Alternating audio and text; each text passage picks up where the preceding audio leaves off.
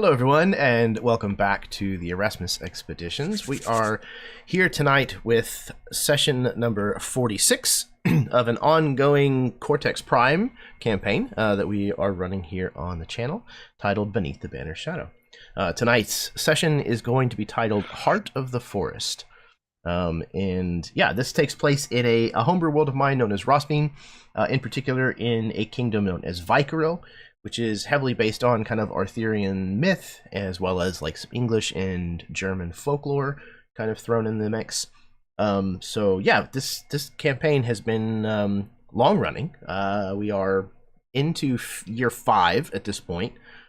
So I'm really excited to get back to the story that we've been telling. Things are always dramatic, traumatic sometimes. I'm really thrilled to see what's going to happen with these characters tonight. We should hopefully have another player or two maybe joining us a little bit late this evening, but we're going to go ahead and get things started. The first thing that I'm going to say is the first thing that I say at the beginning of all of my streams, and that is, if foul language and mature subject matter are problems for you, then this is not a good game for you to watch at all. So, with that in mind, what else? Oh, art. I wanted to say a massive thank you, as always, to our residential artists, Rachel Ayers, who designed most of the shield designs that you will see throughout the game, as well as Augusto, who designed the art for the PCs that you can see here on our overlay. So thank you to both of you very much for making our game beautiful. What else? Oh, you will also be able to hear some custom music that was made by Josh during the break, as well as in the post stream. So be sure to give those a little bit of a listen and tell Josh thanks. What else? Oh, happy Hanukkah to all of those who are celebrating. I hope that you have a wonderful holiday season. What else? Oh, I'm going to pass things over to the players that are here so that they can go ahead and introduce themselves, tell you where you may be able to find them on the internet, and tell you what they might have going on. And then I think we're going to go ahead and get started. So we're going to start first with, we're going to jump to the corner. Eli. Hello, everybody. I'm Eli. I am excited to be here. It's nice and cozy around these parts, and I'm very excited to be in this comfortable position for the total shit canning we're going to get here, emotionally and otherwise. I'm going to be playing John Lightenor, of course, Knight of the Realm, and complicated father figure, and I'm excited about all that too. Yay! Yeah, it's funny because at the very, very beginning, though he was your squire, I would never have said that Sir John was really a father figure to Dane.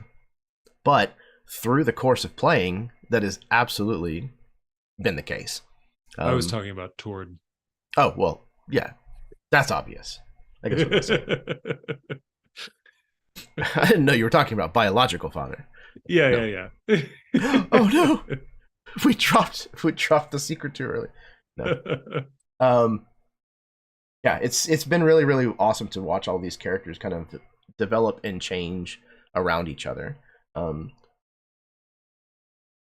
They have certainly grown a lot over the last 5 years. So, speaking of grown a lot over the last 5 years, Baron, you're next. I don't know what that means. Neither Baron. do I. I played Tord. I don't really have anything to respond to in terms of I don't even know what the fuck is going on with everybody here with the elves. Seems like everyone could just take 5 minutes, talk it out. but Bodhi's kind of freaking the fuck out right now. I will say, I don't know how soon I should play my hand at this, but next month you will find me here on our Erasmus expeditions running a 3-part game. Jeremy has been so kind as to allow me the space to DM for Jeremy, Karen, Jason Osorio, and Philip Maddie. So that'll be January 7th, 21st, and February 4th. Let's come check it out. Hell yeah, I'm really excited for that game. Just had the session 0 earlier this week. Was it this week or was it last week? Sunday. That's why I can't tell the difference.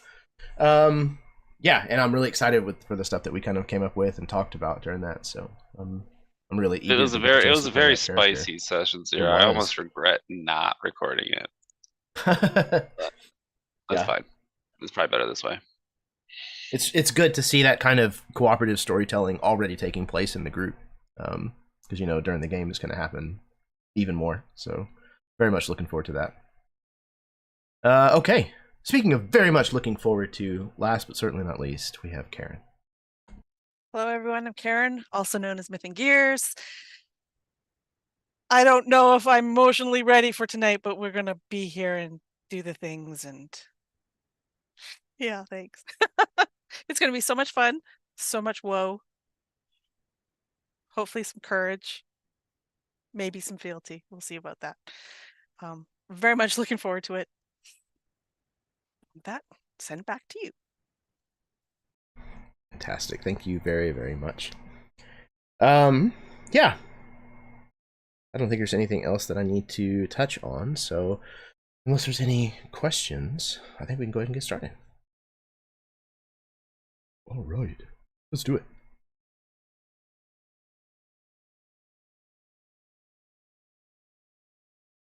So much importance is heaped upon tradition that many never question why they are carrying it forward. We inherit a certain food to eat on a specific day of the year. We follow a precise ritual of activities deemed the correct way to behave during this or that event. We pattern our choices and actions based upon what we have been told was something our ancestors did. But why? What makes tradition so sacred in our minds? Is it our desire to follow a recipe that has been proven to work?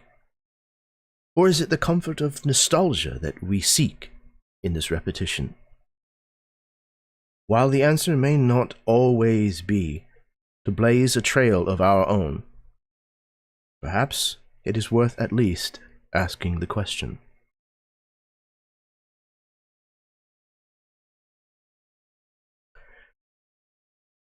Marathalan has led you back to where her people, the Valathi, live built directly into the trees.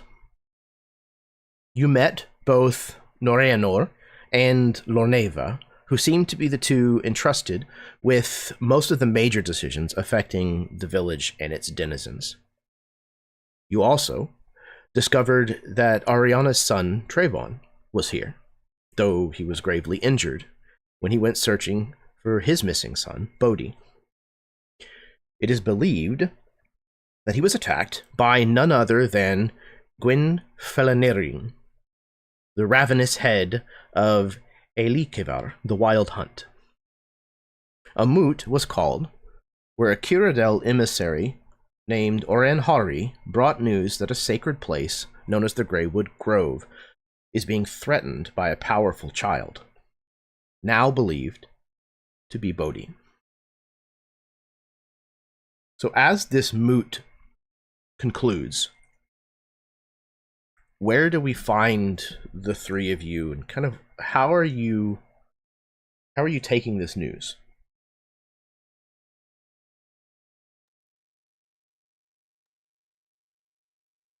I'm not taking it very well, actually, but I think you find Ari, she's by I'm sorry, what was the lady's, not the Cyrodiil, but the the de facto leader of this Mm-hmm. village? Her name is Lorneva. Lorneva. So Ariana would be probably talking to Lorneva right now, as well as in the process of like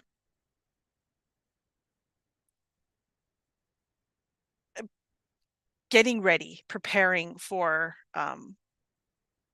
to set out.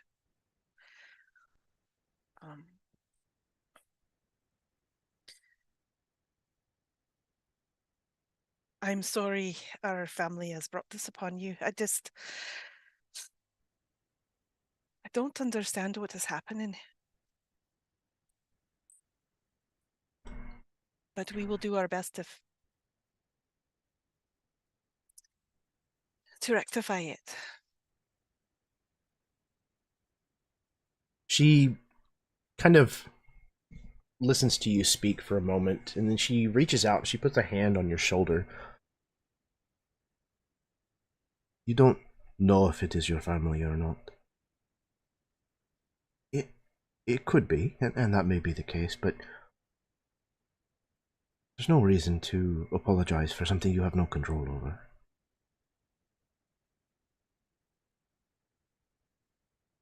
I only hope that if your... Did you reveal that it was your grandson?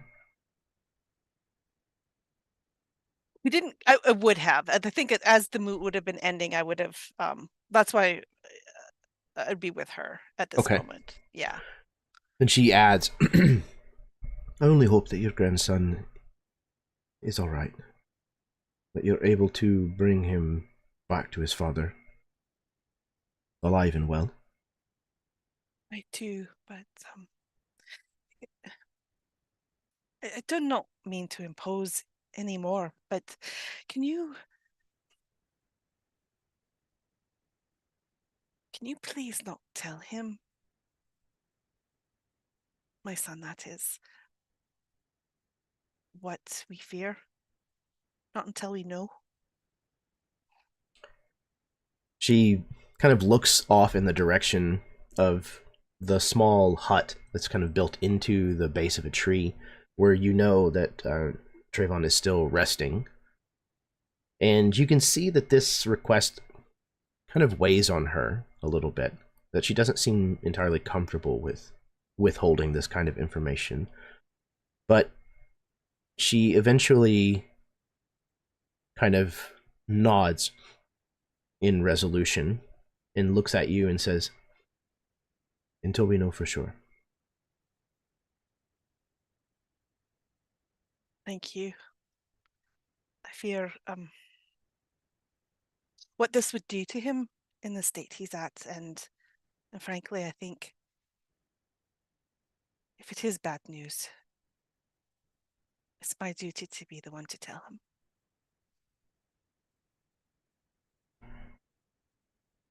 Of course, I understand. Is this something that you feel you and your friends can handle?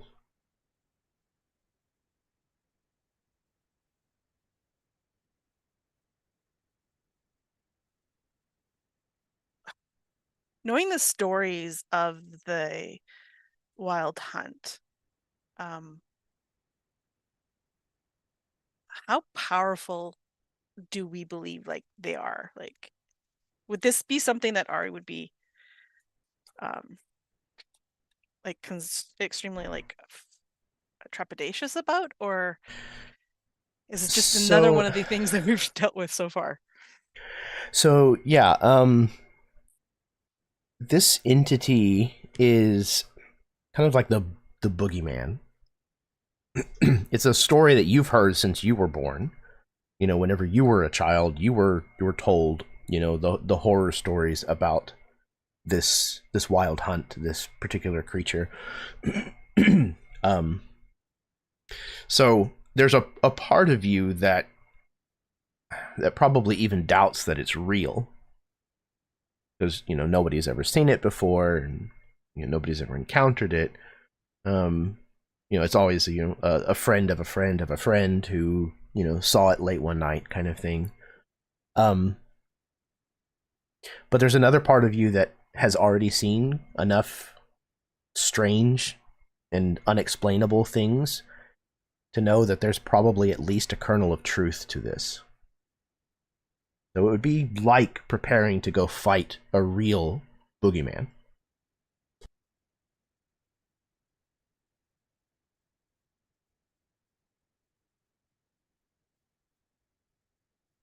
Yeah, so I think before she answers that question, there's definitely the pause, the consideration of everything.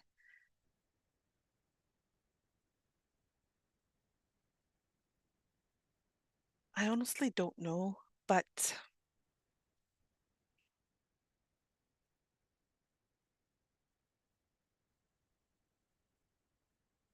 we will try for sure. We don't know what it is.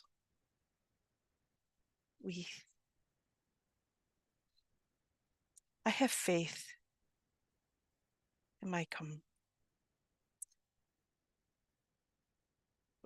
companions.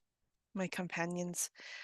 We have faced things I never thought anyone would ever face, and we are still here.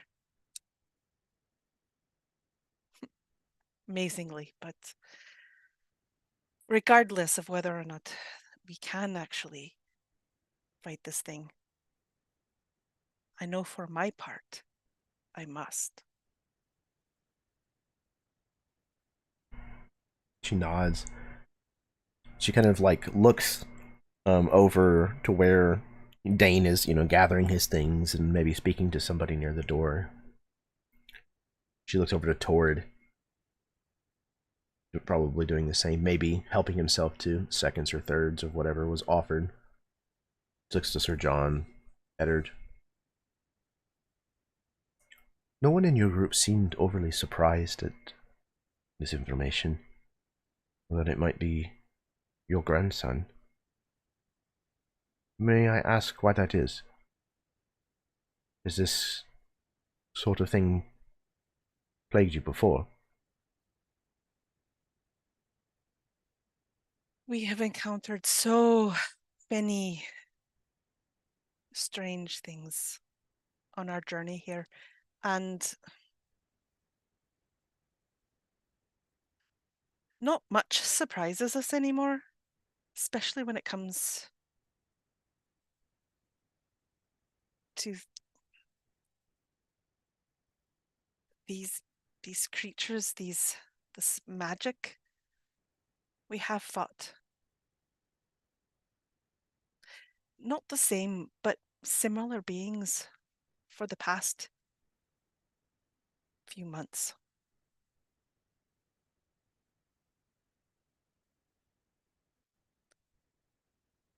I think they're all intertwined somehow, and we're just trying to now untangle the threads. So no.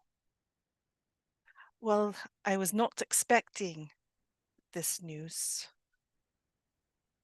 As soon as I walked in and I knew that Bodhi was missing, I had the feeling.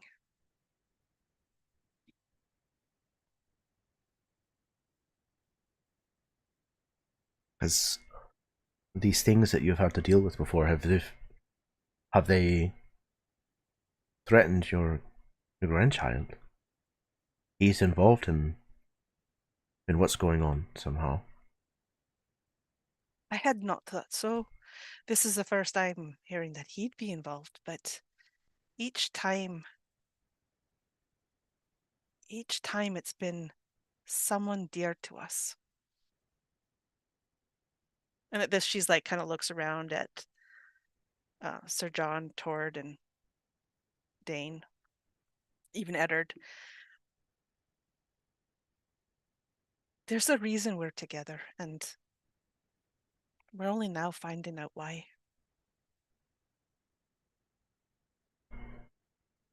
So it's someone who knows you.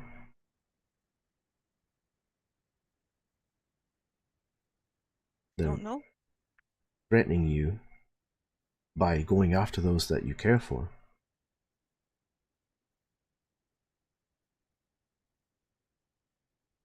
You can see it that like this is something that probably Ari hadn't even thought of, that they're specifically being targeted.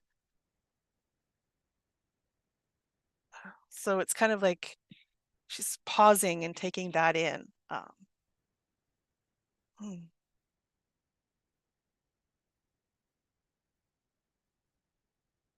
Had not thought of that, honestly, because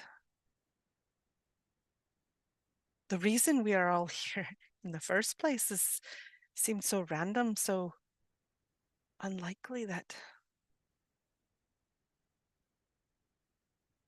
I don't-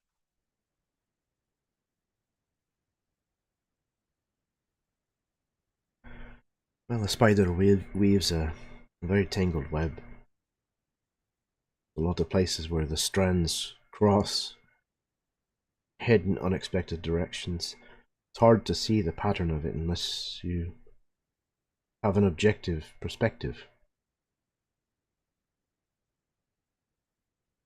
And are they targeting us really? Or does it just seem like the way? Did they bring us together on this purpose, or are they targeting us because we came together? Those are questions to ask. Well, I wish you the best of luck. You and your grandson. The Thank you. Greywood Groves are very special.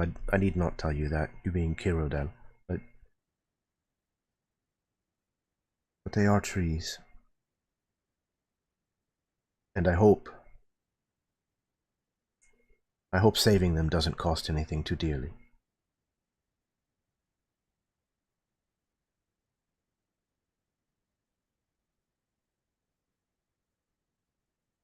Yeah, I think that just even that thought, there's as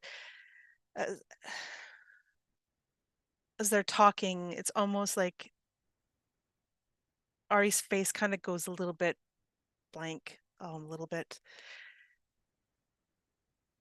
I guess, guarded. The emotion just kind of drains from her face. It's probably pretty apparent to I forgot her name again. But something just shut off at that point with Ari. She seems to figure that out very quickly. She kind of straightens herself and makes like a practiced smile. Until you return, then. And she turns and she makes her way to go speak with someone else.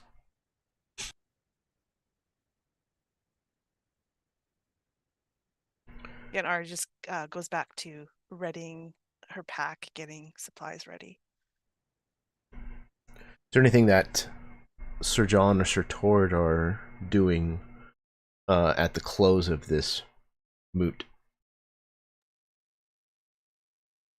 So John's a real man of action. So I think that after the moot concluded and it was clear that Ari needed to go talk to Lorneva, that Sir John probably would have like checked in with whoever he needed to make sure that there wasn't something that everybody was supposed to be doing, and then just would have gone off to start preparing for this trip.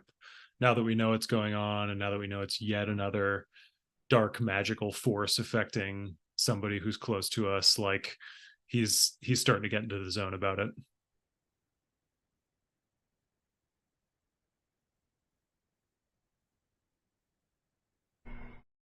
Tord, you're all good? You had mentioned I was probably shoveling food into my face, and I think everyone's like real serious leaving. You know, Tord like goes to stand up, his legs like locked in whatever table, and he kind of like, oh, mouthful. Hold up, I'm going too. Excellent.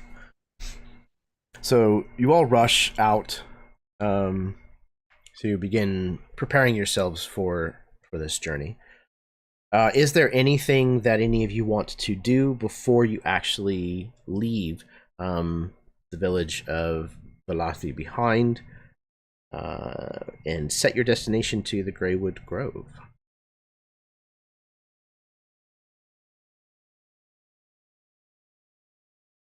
No. Okay. Are you setting out the same day? You gonna wait until morning? What's the general plan?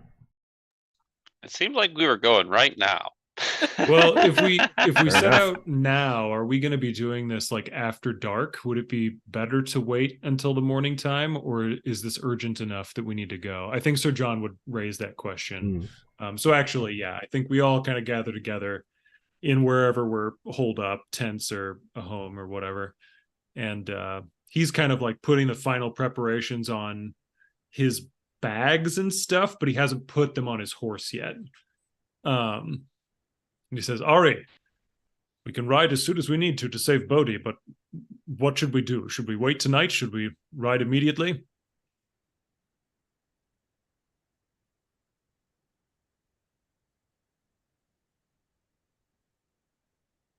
As urgent as I think this is, I don't think it's good to ride in the dark, especially in these woods.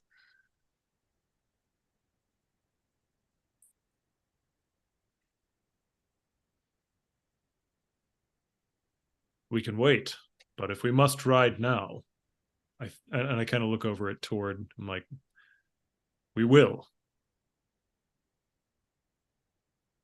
What? We're like in what season are we in? Oh, this was a question a little bit ago. I think we decided you were headed into winter. Yeah. That's what I figured too. Like probably late fall, give or take. The other thing that she'd be looking at is the moon. How bright is the moon tonight and how full? So Rosfine actually has 2 moons. And I would say one of them is, let's see if I can pick up the die. One of them is waxing, but is not quite full. The other is about a half moon currently. And is it clear or overcastish? Oh, good question. I mean, there's trees, so it's always Yeah. Yeah, I mean, it's, dappled lighting that kind of comes filtering in. It is clear. It is a clear sky currently. You've got lots of stars out.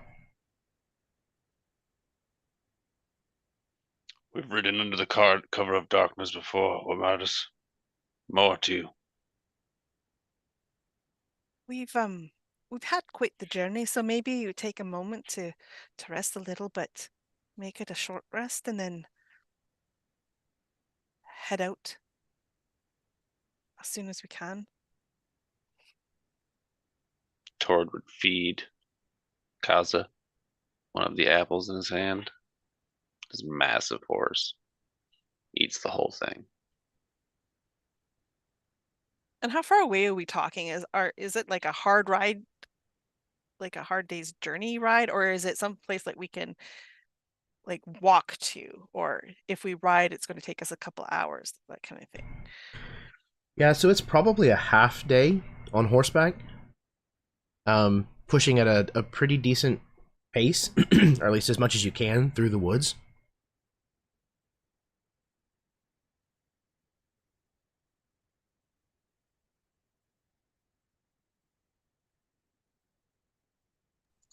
Yeah. Surely we can't leave Bodhi in the dark of the woods overnight.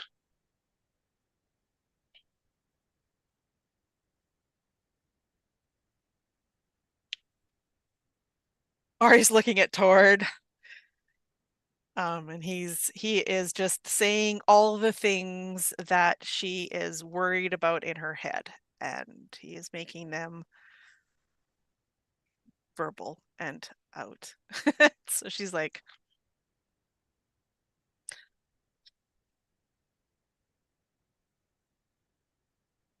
I need to go.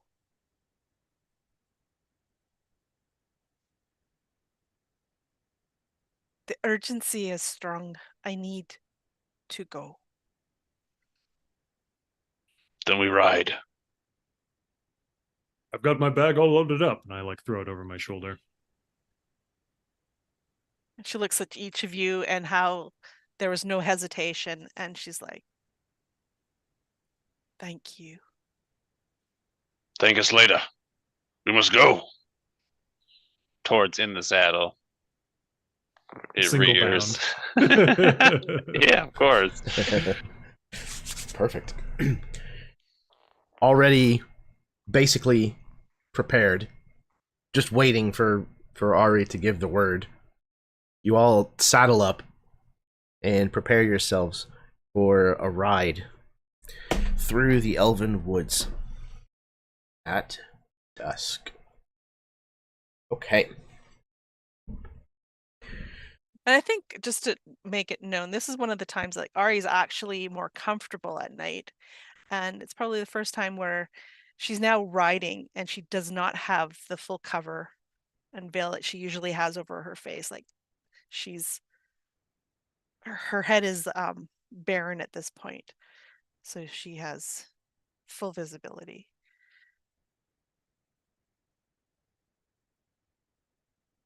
Most in her element that you've probably seen her for a while.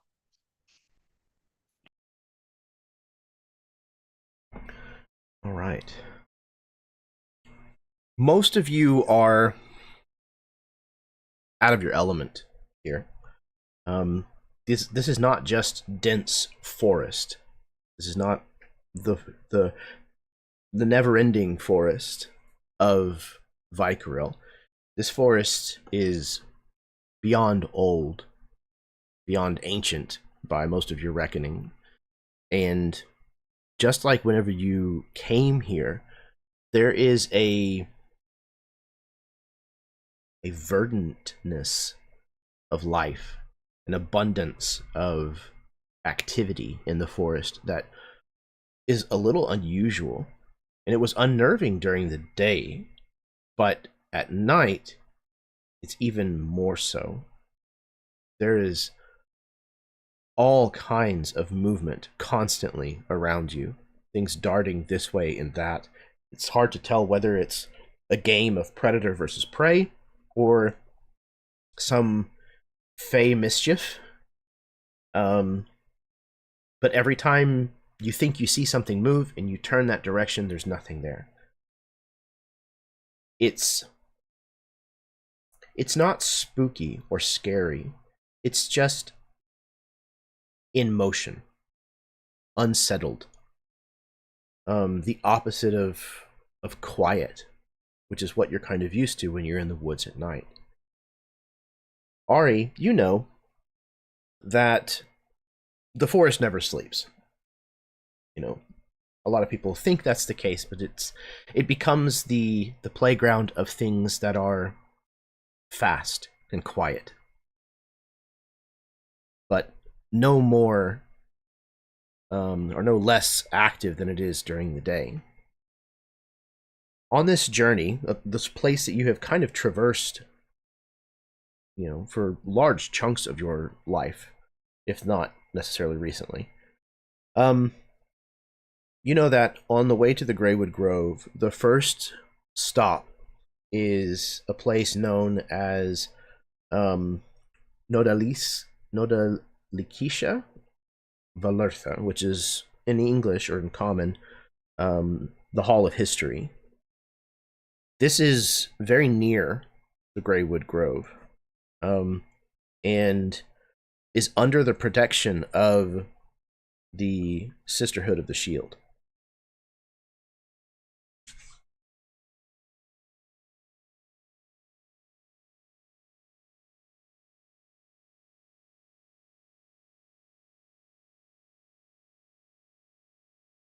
Is there anything that you want to say or do about that, or?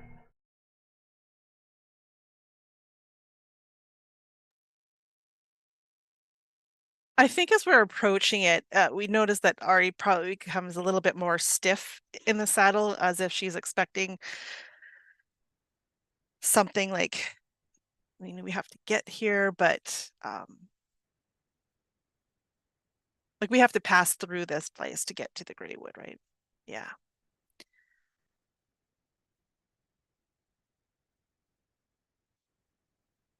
I don't think she'd necessarily say anything, but I think they could see the fact that the comfortableness that she had when they were first leaving the village has now been replaced by some tension in her body as she's riding, and she is looking out a little bit more, probably just trying to see and being aware of potential people at this point. Wary, that's the word I want to use. She's a little more wary at this point. Is this something that either Sir John or Sir Tord would pick up on? If so, is it something that they would mention or bring up? Question. I think Sir John is mostly focused on these people who have stopped us. Like he's been unnerved by this trip so far. Like being in the forest, like you said, has been different up north here than it was down south, but also at night it's double. So he's just like all senses on alert. He's probably not paying a whole lot of attention to what's going on with the people around him, like his party. I think Tord's been quite the opposite.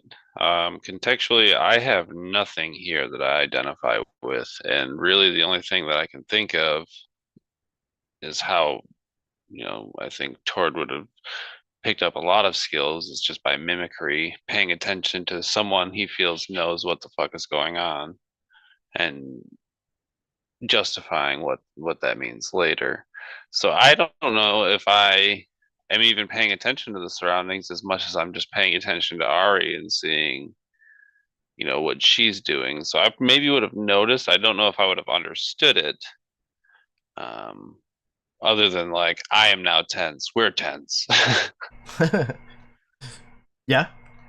And I think too that there might be an element in whether or not Tord is really aware of it. It would be possible for him to notice that though the surroundings themselves are somewhat alien, there's a certain kind of intangible energy, like a presence here, that reminds you of an entity that you met once upon a time.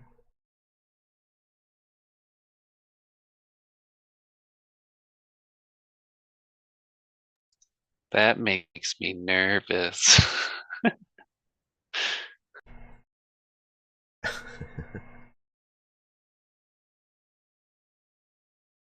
The ride sounds like, at least, that it goes fairly quiet for your party. Each of you somewhat kind of absorbed in your own experience on this journey. And you kind of suddenly realize, Ari, that you are passing a landmark. What is this landmark?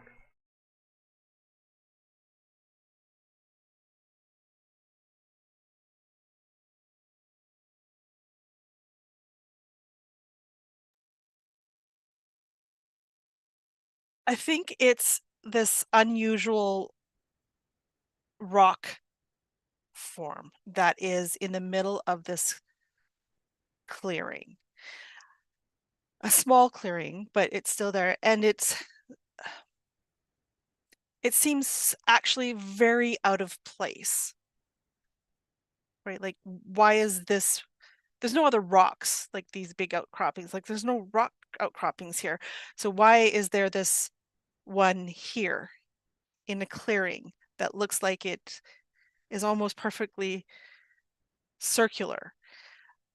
Almost like this is intentional, but there's nothing else around it to say that this is intentional and not just natural. But so there's something kind of a little bit off-putting about the area itself. And this is added to the fact that this is like landmark number 3 that you have now come across, having basically unconsciously just followed the trail. But you know that you don't feel that sensation of somebody following you, of there being eyes and ears on you. And you would know that by landmark 3, the Sisterhood would have found you and would have had a patrol following you. And it's an all of a sudden realization that you have that that presence is not here. You don't feel that. I think she'd almost rein in the horse a little bit and slow down, maybe even stop at this point, and just kind of sit and listen and kind of spread the awareness out to see, like, why is there no one? Why have we not been stopped yet? Why have we not been, like you said, followed or anything? So I think she's going to take that moment right now to just kind of recenter and figure out, like, what's going on? Something is wrong here.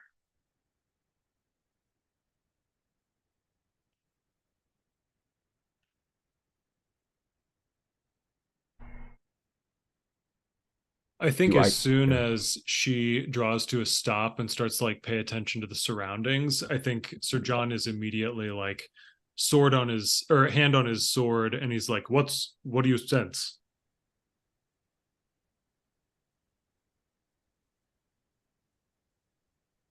Nothing. Nothing. We should have been stopped by now, or at least been made aware of someone else here. And we haven't. There's been nothing. There's been Stop That's a by good no thing, then. one. We left with the blessing of the village. This is not. We're not in the lands of the village anymore. This is the Sisterhood, and there's nothing and no one. I think when you say sisterhood, Sir John, like very clearly from a distance, takes his hand off his sword and like just, it's like, elf things, got it. But you don't sense them? No. And yeah, I mean, you shouldn't really hear them or see them, but we should have had enough warnings by now. And there's been nothing. That's a good thing then. Tort says inquisitively. Is it? I really have no real basis. That being said, can I also try to, like, using whatever intuition I have with elements like these, like try to identify things that I'm familiar with? You said that I was familiar with the essence of this place. Like, I don't know if necessarily there's like whisper in the woods, or if there's like, a rustle of leaves in a certain direction. Anything that Tord would like feel nostalgic about in relation to his experience and where I'm at now. So I think the familiarity that you are are getting is the kind of thing where, like, it makes the hairs on the back of your neck kind of stand up. Oh, they have been since people left the village. Fair enough. The entity that you met that kind of set you on the path of being a paladin, of kind of undertaking this vow, this oath of the ancients, it's very similar in that respect. Like, there is something here somewhere unseen that is older than the gods. Like, this forest has a haunted feeling to it, the same way that you felt whenever you first met that ancient entity. There's probably even moments where Tord, in probably a more like attempt at a Sylvan accent, perhaps it's stories, or not necessarily fables, maybe lessons that in the words of the trees are really drawn out perhaps in Sylvan. And like they're very just parable stories, but just like as we're running through the woods on our horses, Tord is kind of like reciting these from memory, perhaps in an attempt to kind of like identify anything that would help him with something this old, if he remembers anything, but also to kind of bring himself like a sense of comfort. Because even like in the presence of this thing, when it was, showing him mercy and benevolence, it was still just like Tord's like, oh my fucking god, this is terrifying. So like, it's the kind of thing where whatever is in this woods is like, you need not be afraid, and it's like, that is too damn fucking bad. Yeah, I don't know if it's detailed in your mind what entity Tord came across, but in my mind, it's almost like the Green Knight from the movie that came out like last year or the year before, where it's at one time mesmerizing and at another time horrifying. This kind of blend of, if this thing really, really wanted to, it could very easily dispatch with me, kind of thing. You're muted. In my mind, it was somewhere between like higher noble of a fey court, kind of just like this very esoteric, like all of my indulgences have always been met, like the whims of my fancy, would dwarf your consciousness, let alone your capability, as well as, well, you're kind of neat. I'll mess with you. And Perfect. In tandem with like Treebeard wisdom, like pseudo elf noble from Feywild mixed with treant Perfect. of some nature. Okay. So yeah, I definitely think that is the kind of vibe that you're getting, from this place in general. And I think that you are kind of increasingly aware of that sensation, and Vanwa is certainly not helping to assuage you of that feeling.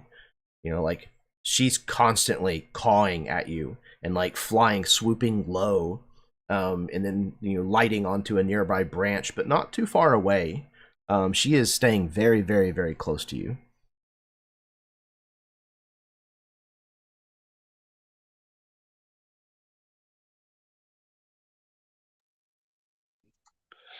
And answering to Tord's question about whether this is good or not, and her answer was almost rhetorical, but then she'll turn to him and say, "There's something wrong. They should be protecting this place, and they're nowhere."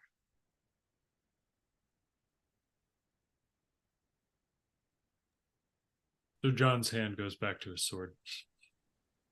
A little more subtly than it went away from it. I think with that, I would again kind of spur the horses on at a slower pace and keeping a very keen eye out for anything.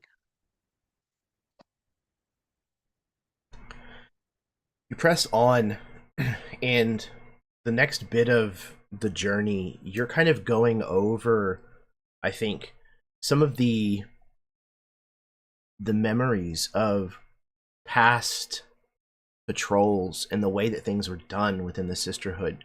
And you know that there's not as many in the Sisterhood as a lot of outsiders might think, just because of how quick the response time tends to be for the Sisterhood whenever people come into their neck of the woods, if you'll pardon the expression. But that's really just because the Sisterhood uses such a wide network of magic and, you know, speaking with the animals and the trees themselves and things of that nature to get information around and then to travel. And while there are certainly individuals who could enter and go unnoticed for some time, to do so with this particular group on horseback and not be picked up on is really unusual. And it gets to the point where the utter lack of any kind of intervention, any kind of warnings, I think that there's probably like a little bit of a feeling like a pit, like a stone dropping into your stomach. And you realize that you're now coming up on the Hall of History. And there has still been no sign whatsoever of a single member of the Sisterhood.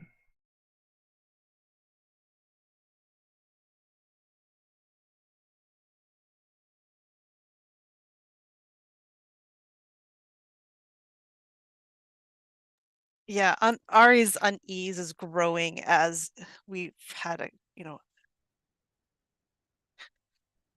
as we've had an uneventful journey so far. Instead of it like reassuring her, you can see that she's becoming more and more uneasy that we've had such a easy ride so far.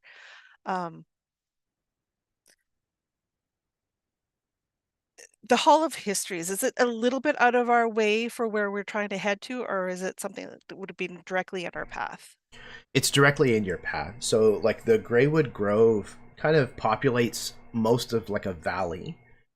And this is kind of like the entrance to that valley. You don't have to stop here, but it's the only notable thing at the mouth of this valley. And you would know that if you were to try to bypass this place and just go straight into the valley unannounced without permission, that you would probably be attacked. Right. And the other, I'm just trying to remember too, what the lady said when she came in, that this powerful child had actually sealed off the Greywood Grove from them, right? Yes. Yeah, there was a torrent of dark magic, and that now there was now a barrier in place that they could not figure out how to penetrate. Yeah, so this is even more odd that there's no one here at the hall, because they should be if they're trying to get into the grove. So I think this last little bit with knowing that the hall is so close, just going to pick up the pace a little bit to just get there, find out, hoping that there'd be somebody there. Eli, what do the doors of this elven Hall of History look like? What is the external part of this building look like? Yeah, so it's a hall kind of loosely defined. I think it's actually columns that are trees, and the branches of the tree, like each tree has been pruned in such a way that the branches grow into a weave that has formed the walls. And it's like perfectly joined, except where they want light, windows, skylights, that sort of thing. Like it is tree branches and roots and stuff that make up this hall that's more circular than angular. And the doors themselves are like parts of the branches that have been, like, they were grown into a particular shape and then they were just encouraged to separate at given places so that they're hinges. And even though the branches of the woven doors are no longer connected to the other trees, they still sprout leaves. And so here in the late fall, those leaves are like mostly fallen, but they're, you know, orange and shriveled. Fantastic. Take an experience point, please.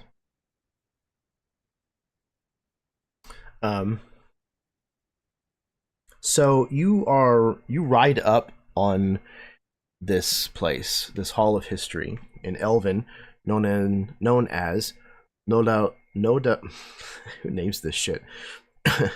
Nodel Lakeisha Valartha. I'm firing my writer. It's those apostrophes, man. Get rid of them. It has no apostrophes. That's That's the kicker. that's the problem. You didn't put any in. There's not it would have enough. made it easier. Maybe. So you ride up to this Hall of History, and you can see that those doors, those grown doors with these, you expect to be covered in these autumnal leaves, all those leaves are burned, and those doors are broken. One of them is completely off of its hinges, lying across the threshold. The other is torn in such a way that it looks like it could never close again. And there are bodies scattered around. Ari, you can tell, even from this distance, that they bear the coloration, the markings, the livery, if you will, of the Sisterhood. From inside the building, you can see what you expect to be the glow from the shrine of Luna that is in the middle of this hall. You can see that the histories are still present, written on the walls, but it looks like there has been extensive damage to this place.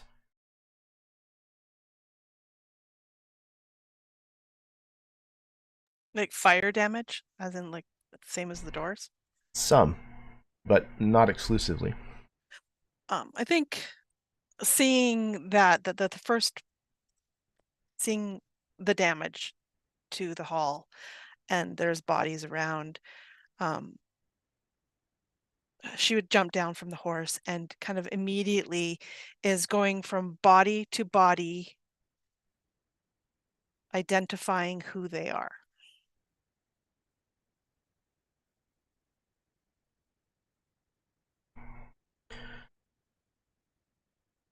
Okay. What about the other two of you?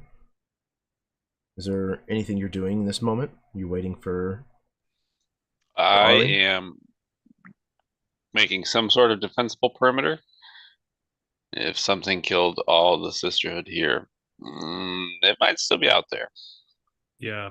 I think like you and maybe Eddard make ready to, you know, defensify the building, and Sir John kind of looks at you, sees that that's what you're engaged with, and then goes, so Dane, with me. And we go actually outside to kind of like walk around the hall and see if there are other bodies we can find, or if there's any sign of like stuff we don't want to be around. All right. So what I would like is a roll from each of you. Let's build a dice pool. Your investigation, your search. What? Mm-hmm. Let's see here. Actual dice. Anybody have any thoughts on how they want to build their dice pool? I do. Let me just double check something here. Mm-hmm.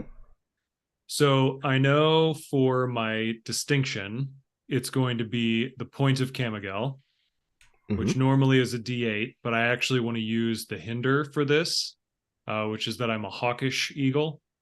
And Okay. so I'm going out and I'm patrolling the perimeter here, but I'm a little over vigilant about it. Like I could easily mistake something neutral to be an enemy in this scenario. That makes a lot of sense. And then I think I want to use the value of courage, Okay. which is a D12 for me. My sort of statement for that value is training and coordination, leave nothing to fear. And I think that this is a really fearful situation, but I know that like preparations are being made inside. I have my own training that I can rely on. I've got an ally at my shoulder. Like we're going to be okay as we go about this.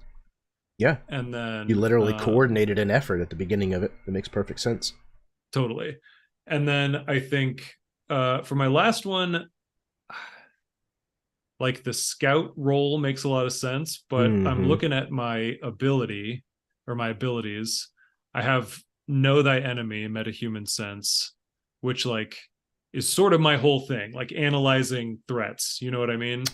Okay. And so I could see how that might apply, but I think that that ability is kind of focused on like a particular enemy. I don't know if it can be generalized in like unseen threats, you know. What speciality does that, or what trait does that speciality fall under? So it is I don't know that. Is it one of your roles? It's an ability. Oh, okay. So it's like a called special effects or whatever. Yeah, and it's like the metahuman sense power thing. Oh, that's right. Okay. But it's skinned as this know thy enemy thing. Right. Okay. So yeah, I'm okay with that applying in the situation because you're literally looking at the evidence of possible tactics and studying the footwork of your opponent, quote unquote. It was a mighty duel. Exactly. It was a firefight. Two hobbits here.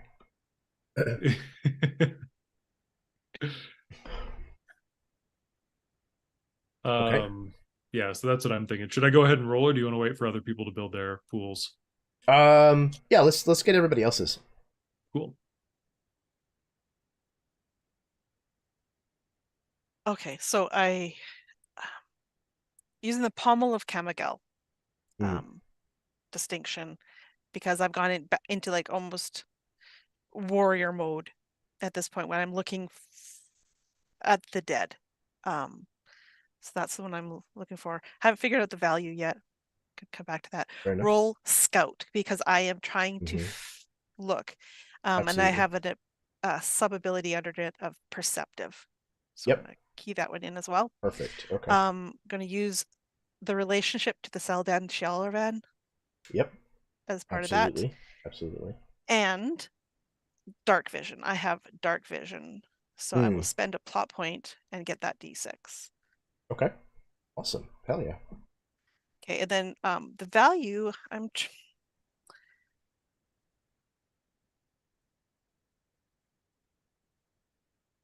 You said you were looking for people you know. Yeah. In particular. So that could be fealty, or... That's what I was thinking, fealty, or... Yeah. That's the one I was leaning towards if it worked, so...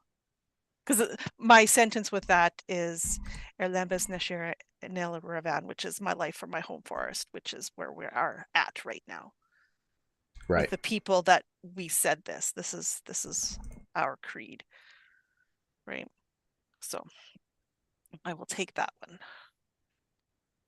Not as Okay. my dice pool. It's a lot. Yeah, it's a big pool. It's all D6s and D8s, but hey. Hey. What about you, Ford? What you got? My distinction is going to be a road-weary knight of the land. Mm-hmm. Quick fortifications is the name of the game. Sure. I'm going to use my relationship with Eddard, since it was mentioned that he was helping me. Mm-hmm. And my trust in Eddard brings me confidence, and that ties into my value. I'm going to go with fealty, as my statement is my faith in my friends. Yep. Tord is out of his element here. I mean, to an extent. I mean, I've been in the woods, I've been outside my whole life, but there's an element of unknown and chaotic energy here that I'm not familiar with. Sure. At least not in a great sense. And so I'm really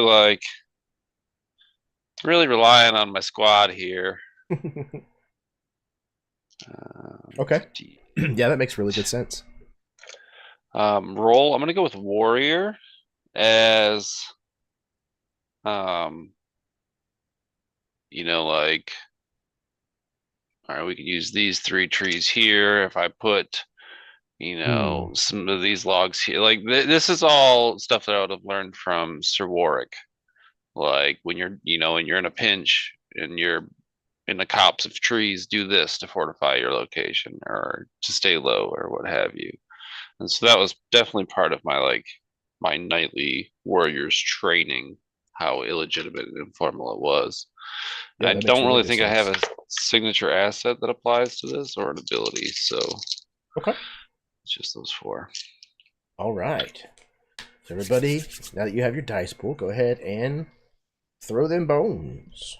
See what we get. Yeah. And then you'll I take did 2 roll and 1. total them. Okay, yep. Let me know if you get a hitch. I don't think I'm gonna activate any of those on this roll. And the effect die, we want to know the die type, right? Correct. Mm-hmm. Okay, and a higher die type is better. Yes. What's the typical range of if I could assemble a total of 3, or I could assemble a total of 8, like, are those bad and good, bad and medium? What are we thinking? You talking about like a dice pool size? Yeah. Well, I think the for max the you can final have is total. 9. Oh, like what? What total of the dice? Yeah. So obviously, 4, or I guess 2, theoretically would be the lowest that you could possibly get, because you could end up in a situation theoretically with where only one of your dice could be used to put towards a total, and a 1 can't be counted, so a 2 would be the lowest you could get. Sure. Highest, theoretically, I guess would be 24, 2 D12s, but there are special effects, powers, things like that allow you to keep extra effect dice. Sure. So it could theoretically be even higher than that. Okay. All right. Okay, what do we got? So I rolled 2 1s because that's, Oh. yeah, I got 2 1s in my thing. But Okay. other than that, I've got 15 with an effect die of 8. Okay. That's a very decent outcome. I rolled a 10 on my D10, so I was very happy. There you go. Okay. 12 total with an effect of a D6. Okay. Also a good roll. Switch on. Mine was a total of 13 with the effect All of 3 of you. D8. Okay. All 3 of you rolled really well. So unfortunately, by this point in all of your careers, this is not the first crime scene that you've happened upon. So you're all able to kind of suppress a lot of the shock of what you're seeing around here, and kind of focus in on on the details of what might actually glean information. All three of you have no problems noticing at all that while magic was certainly involved... Uh-oh, what did I do? Ruh-roh. Aaron, you and me in sync. That's hilarious. Oh, no. I closed the chat. And now I don't know how to get it to go back in the window. Oh, well. Oh, no. What did I do? Oh, no. The Should House chat of Cards please. comes tumbling at last. There's always something. Always something. How do I reattach it? Can't figure that out. All right. We're gonna soldier on here. So all of you noticed that while magic was certainly involved in this battle, it by no means was magic alone. These elves were absolutely slaughtered as if by wild animals, though none of them were eaten. Ari, you recognize the majority of these elves. Probably know most of them by name. You do not, however, see your sister among this number.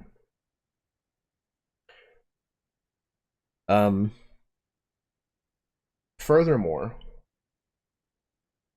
all of you notice that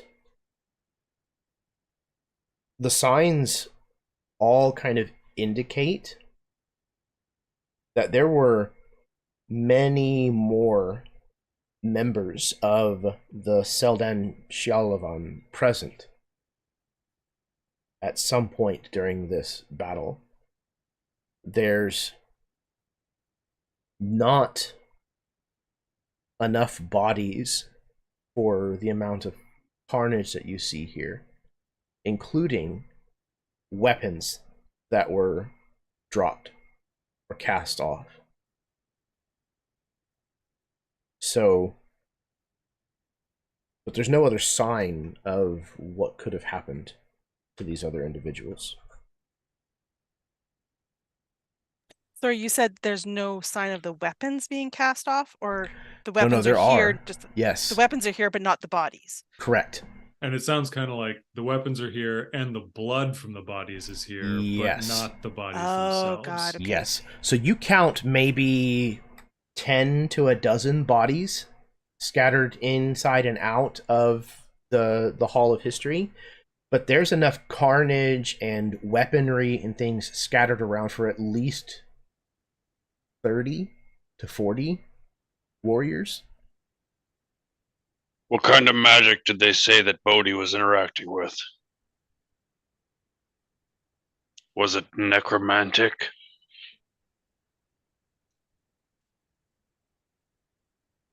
I'll say this reminds me more of Shanid than it does Oxfeld.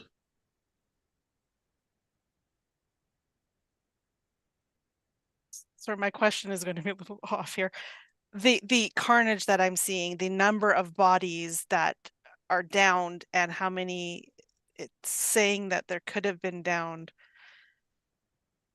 and knowing how many are part of the Shieldhouses, how decimated is the sisterhood right now? If your estimates of 30 or so are accounted for within this battle, that's probably upwards of a quarter of the force.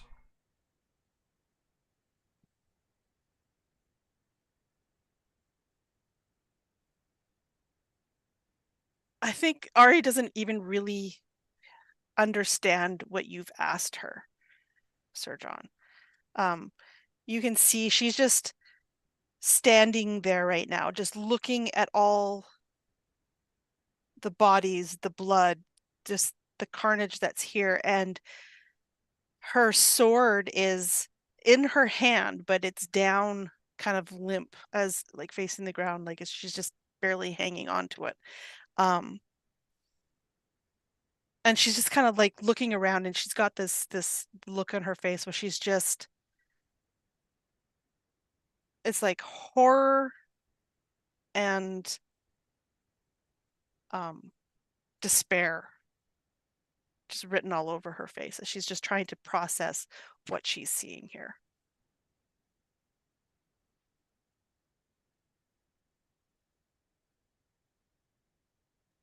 I think Sir John kind of clocks that and just walks over and like puts a stoic hand of support on her shoulder. He doesn't say anything, just comes over and like, you know.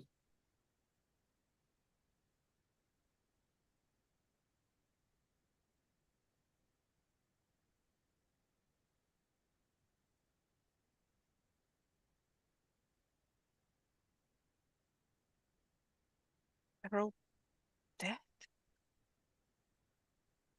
Does it seem like any have survived?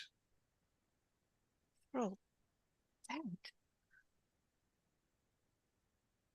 It's a terrible loss, Ari. I'm sorry. What could have done this? Reminds me of the butchery of Saringsatan. The Witch of War, and he spits.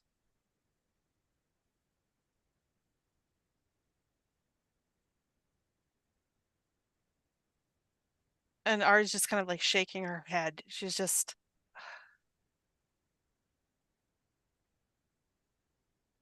it's almost like too much at this point. Just too much. The hall itself, like, are the bodies inside the hall, or are they all like around outside of it? Both. The majority of them look like they're inside, but there are a few that are scattered around the grounds, if you will, as well. Does it look like they were defending the structure, or? Yes, for the most part. There's a couple places that look like they might have taken up like a defensive position, you know, a choke point or something like that, where they were kind of like trying to stop something. But it appears as if something arrived and they attempted to stop it and were slaughtered en masse. yes. The bodies that are missing, the spaces around where they would have been, does it look like they walked away, or they were dragged away, or is there just no signs of like exit, that it just disappeared? So you got really high on your roll. Hell yeah, I did, brother. Rolled them dice and smoked them. So you notice the walls are moving. No. You notice one of these places where it looks like there was a pretty terrible exchange that took place. You notice a set of bloody footprints that lead from this place. Whoever was moving from this spot was bleeding badly, but you can track these footprints, and they wander off around a corner some 30-40 feet or so, and then disappear in the middle of a hallway. They just gone. stop. Like mid-stride, they're just gone.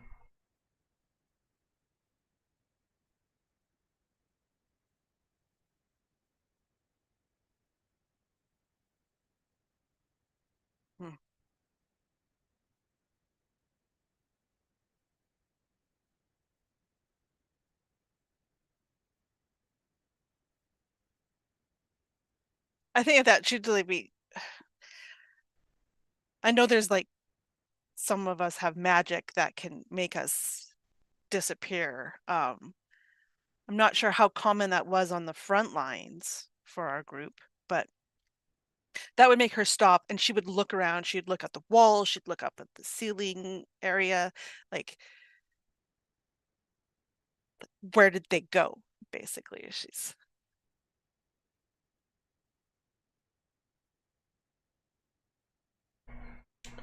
It's hard as you search. You can find no further sign of what must have happened to the remaining number of these individuals. There's no hidden spaces that someone could hide. There's no sign of like capture as far as like binding or knocking unconscious, and there's none of that is present here. It's as if they just disappeared, and not just disappeared like from the visible spectrum like you might have seen. You know, I don't know if Eddard's ever done invisibility or not, but you've probably seen it before in some place or another. Eddard It's has not an quite like invisibility. that. He's put invisibility Does he? on Okay. us as well. So plus It's he's definitely not bamfed like that. place to place. So I've seen him do Right. that. Yeah. This definitely rings differently than any of the powers that you have seen exhibited by people like Eddard.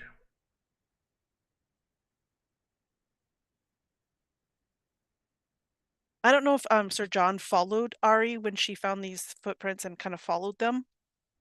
But if you did, she'd at this point like turn and look at you, and there's like this almost like this desperate hope in her eyes as she's saying, like, they might have got away. They could be still alive. Some of them, they just disappeared. Like they were alive and then gone. And so maybe they're still here, or not here, but What where did the footsteps end? You said it was inside the hall, but is It's it like in the middle of a hall, mid-stride. no like special objects nearby or anything like that? No. Was it a running stride or a walking stride? Definitely, well, running with an injury.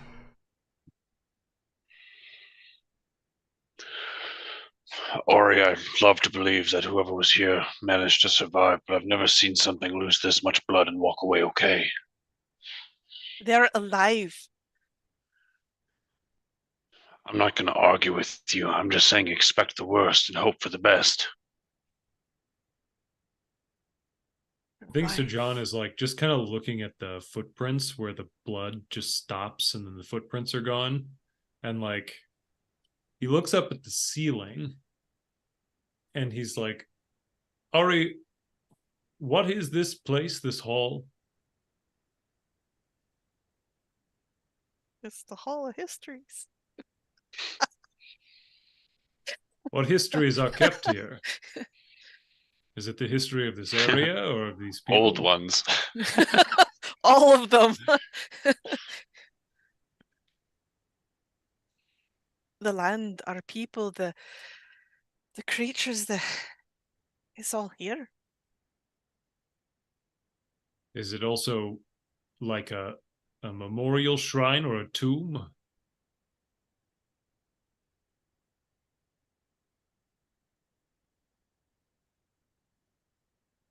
I don't think so. We have seen revenants appear out of nothing. Is this sign that the dead disappear into nothing?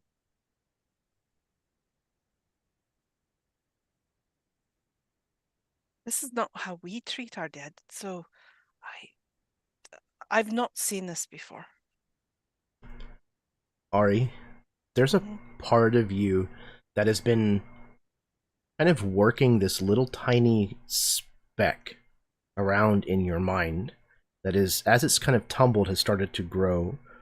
And you remember that there is a part of the myth of Gwyn Felinarin that says that there are some who come across the Wild Hunt who die violent death, but there's also a considerable number of them who are swept away and taken to like the ancient realm, the old world, where Gwynfelinarine is originally from, where he was banished to.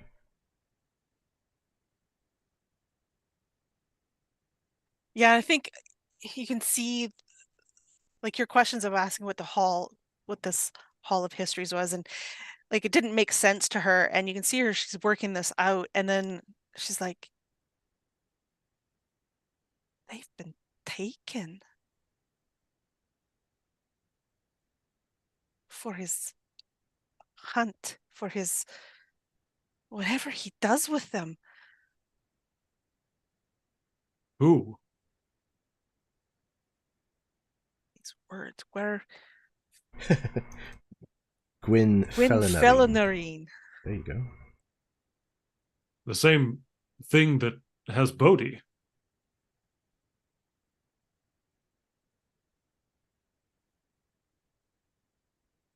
Yes. And you can see she's not believing herself when she says that it has Bodhi, because that doesn't seem right. There's something different there, but this is just like the stories my gran used to tell. I never believed it back then. And she's looking to Dane at this point because he's the one who's always telling us these stories. And she's like, and it's happening here. I don't know what to make of it.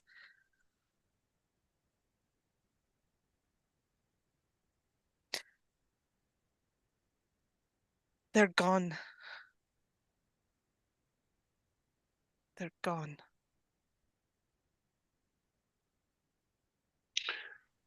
Then let's get them back.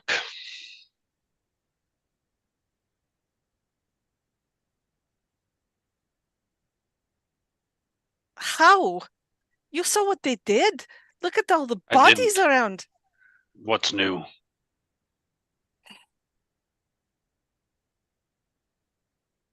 Chin up. We have come through fire and death too many times before to stop now.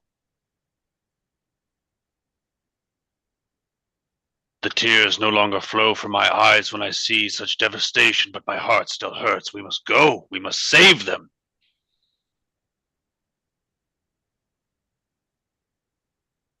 Aye. You're right. You're right. We must go. We must save them. We must try. How do we get to this place of these stories? I think at this point she just like she's kind of shrugging, but she's going to point to the Greywood Grove because that is something's there. Something is stopping this. That is where Bodhi's gone. That's kind of what looks like this was in its path. So that's where we're going.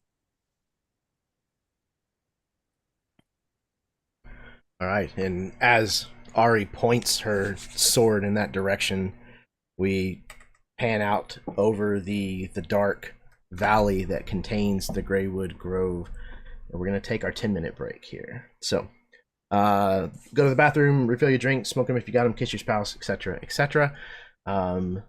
Sit tight, because we are going to be right back in about 10 minutes with the second half of session 46 of Beneath the Banner's Shadow.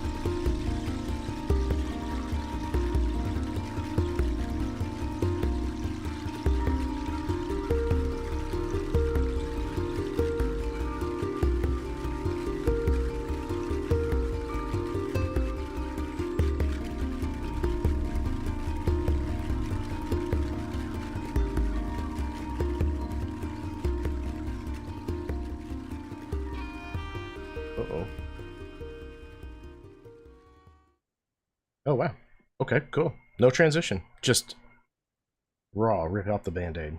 Hi, welcome back to the second half of session 46, titled The Heart of the Forest. It's a very quaint, tranquil, lovely little story that we're telling here, as always. One question before we go too much Oh, further. okay, yeah, please. While looking at the bodies, were we able to tell like how long they may have been dead? Like, was this a recent battle or is this like a day? Your guess is probably about a day has passed, give or take.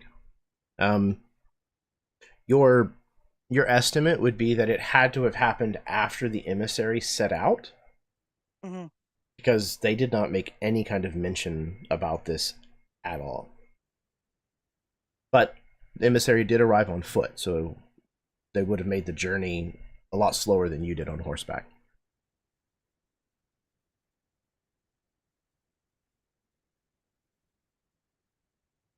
Okay.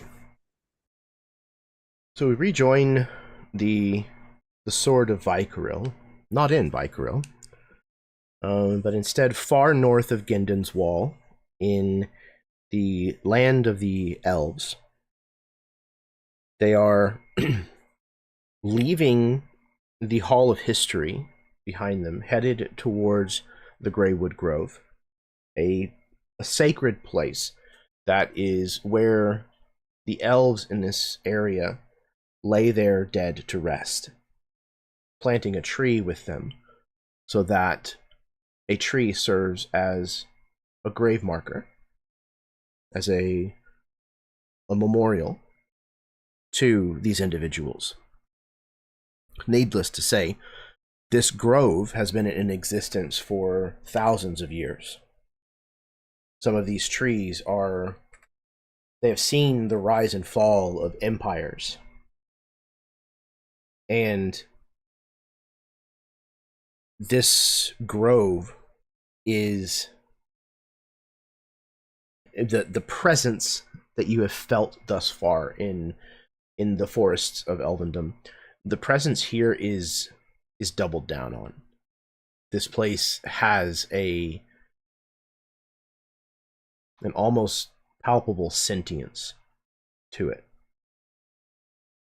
You begin to make your way into the very beginnings of this grove, not even into the grove proper, and you find the pathway between the Hall of History and the actual entrance to the grove itself has a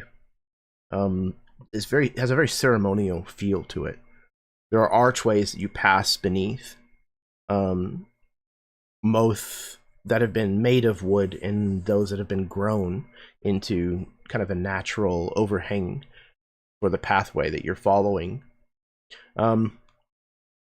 While the presence here of something ancient is omniscient, it feels, there's a little bit of a comfort and a safety in that, almost a matronly or fatherly, paternal kind of feel. But there is absolutely still that undertone of there is something at hunt here. That the peace here has been disturbed. And that is punctuated by, along this path that you're following towards the grove, you find occasional reminders of what must have transpired here. Additional sisters that have been cast to the side, eviscerated. But again, the amount of carnage that you're coming across does not equal the sum of bodies that you have seen. As you come up this staircase that is kind of umbrellaed by these blossoms, even here in the fall, these particular trees are in full bloom. Seated in the center of this set of stone stairs that leads upward is one of the telltale masks of the Seldane Shialavan, with no owner in sight.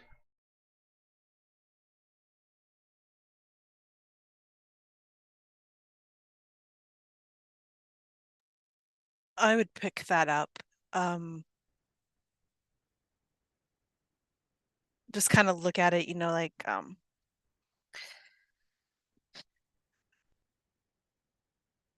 not caress, but kind of, you know, how you just rub your hand over the material that it's made out of. And Ari's very quiet as she's looking at this mask, and then without actually saying anything, would kind of tuck it away and press on forward.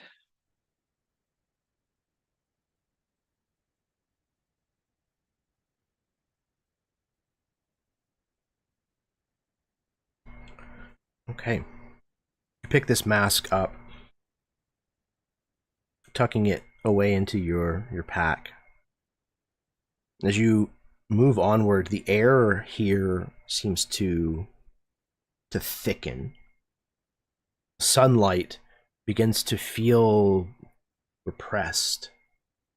That patronly, motherly kind of feeling, that soft protection seems to give way to that sensation that something in this area is on the hunt. That sense of danger close kind of rises. And you soon come upon what can only be described as a barrier of dark magic. This place where the little bit of moonlight and sunlight from the setting sun that are managing to kind of make their way through the trees, it doesn't penetrate past a certain point.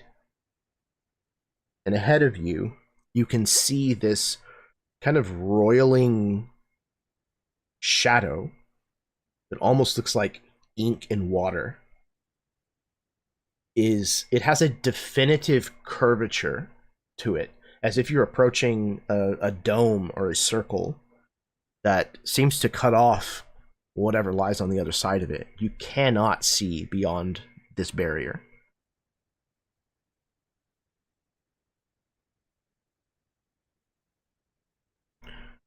We are going to set up a pool of woe. What would you like to do as you approach this barrier of dark magic? I'm gonna grab like a stick, some deadfall or something, and just like throw it at the barrier and see what happens when it makes contact. You throw this, and it doesn't stop. When it hits the edge of this, it doesn't, bounce off of it or anything like that. It passes through, and for the brief moment that you can see it pass through the barrier, the foot of visibility you have, or what have you, you watch whatever foliage is on this branch and the branch itself wither and rot and die before it disappears into the inky blackness.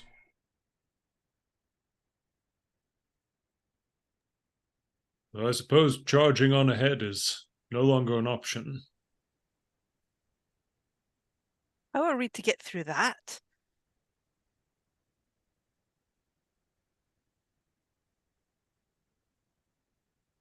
I think Sir John notices at least Ari looking at him and is like, I am the least magical among us.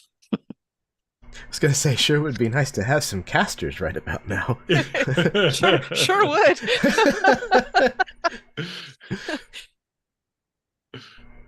Okay. I would like to try.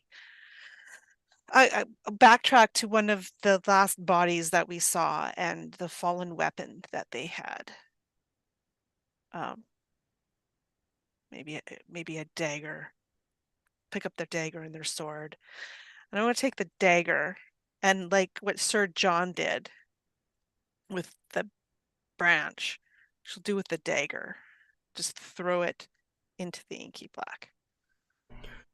So you throw this in, and the blade itself suffers nothing really that you can see before it disappears into the darkness. However, the leather that bound the handle, you watch as it dries and shrivels until it just dusts.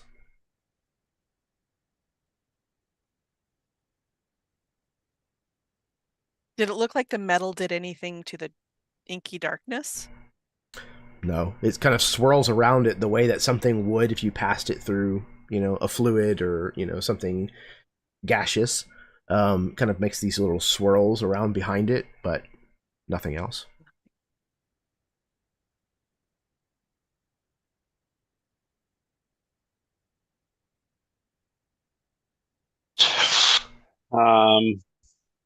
Where is Vanwa in all this? Vanwa has lit upon a tree branch not far above the pathway, but is probably 50 yards or so away from this barrier, and does So not it seem is to want to get any also- closer. Tord is going to walk up to it, and I'm going to put my hand through.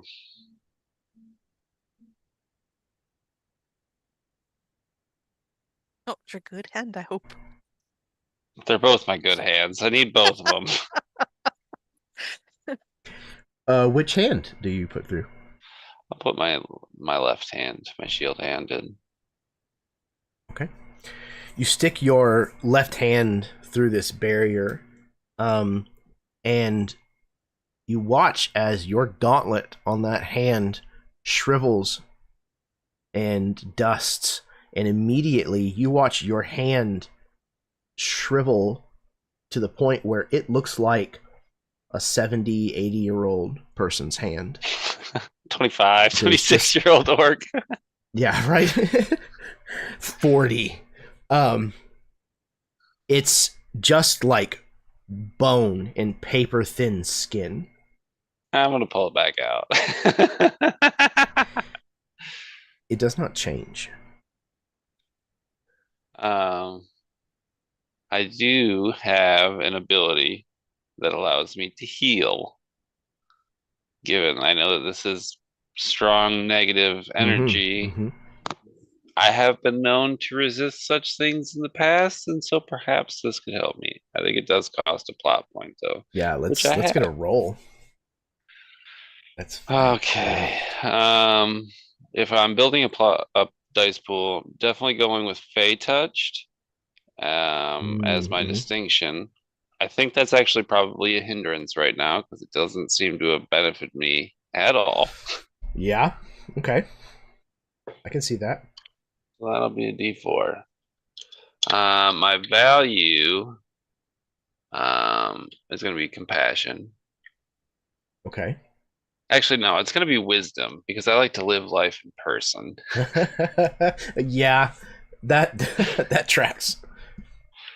It's a very impulsive decision. I would say my relationship to Ari applies to this. Yeah, I can see argument for that. Absolutely. And my role, I'm gonna say witch. Okay. Yeah. That absolutely makes sense. And then signature asset, my armor was magic, my horse lord armor. I don't know if that applies at all. It is leather. So I don't think it would apply to this role because if anything, it's even worse the fact that it was made of leather. Okay, not so bad.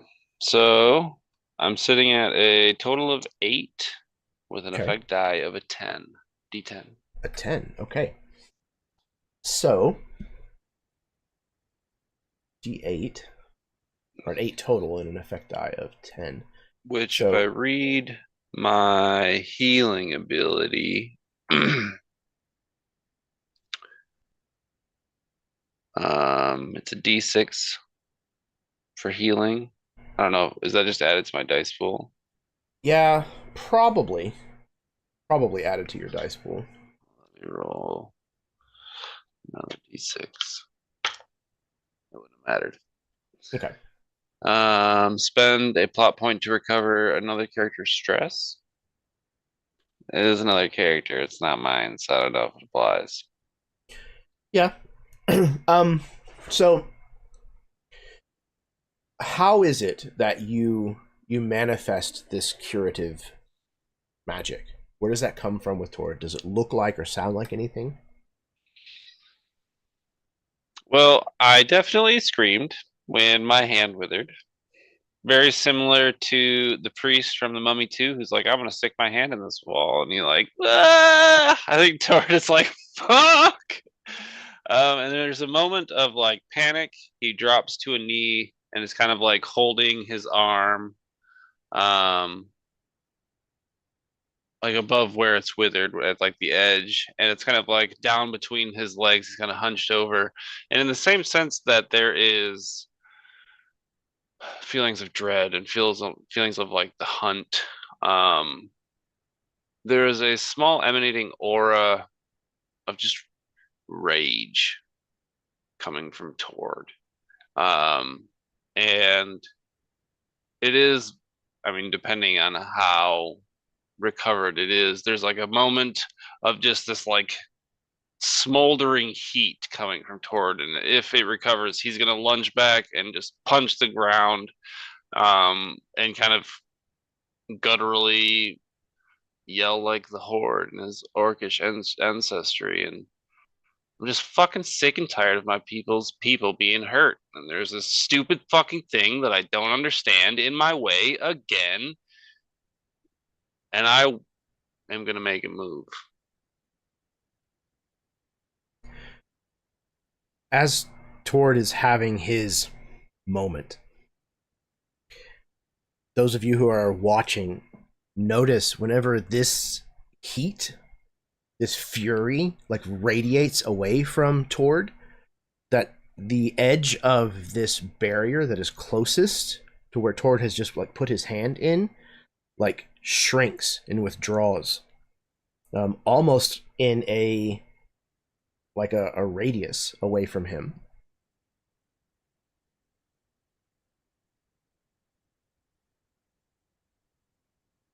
Can I test this to see if I move towards it, it affects the barrier, or is this something that requires a little more investigation?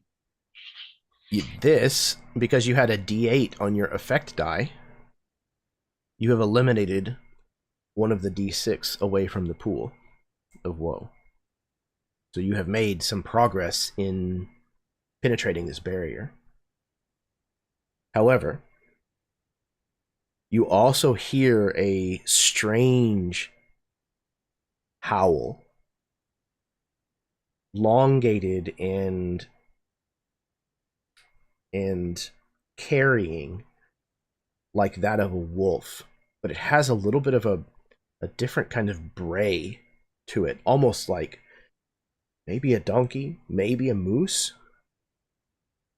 It definitely was more than one animal in concert, or something else.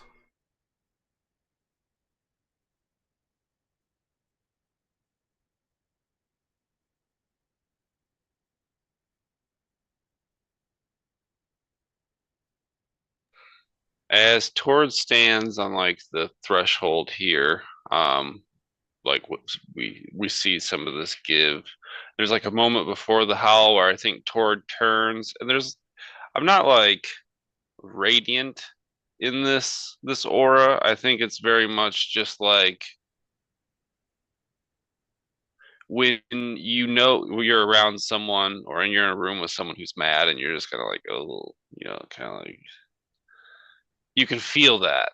And there's a moment where he turns back and like is going to gesture towards Ari, and then we hear this braying howl, and it's not a scowl, but just like a deep frown on Tord's face, with recognition. We haven't much time. And he'll like hold out his hand towards Ariana.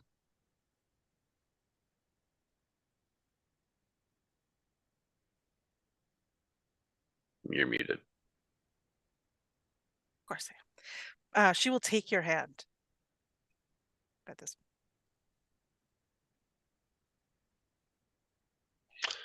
At this point, I would like to burn the other plot point that I have to initiate a special aura, my other ability. Okay. I can expend a plot point to use my aura to envelop another PC or GMC who's in the same scene as me. And by doing so, I can step down an opponent's effect die from an incoming physical or energy attack. Okay. Yeah, I think I'll allow it in this situation. Absolutely. So Ari, as soon as you take my hand, like almost like when you get, it's just like a surge of adrenaline, not to like amp you up as much as it is just like this wave of just fury. It's not vengeance as much as it is just like righteous retribution.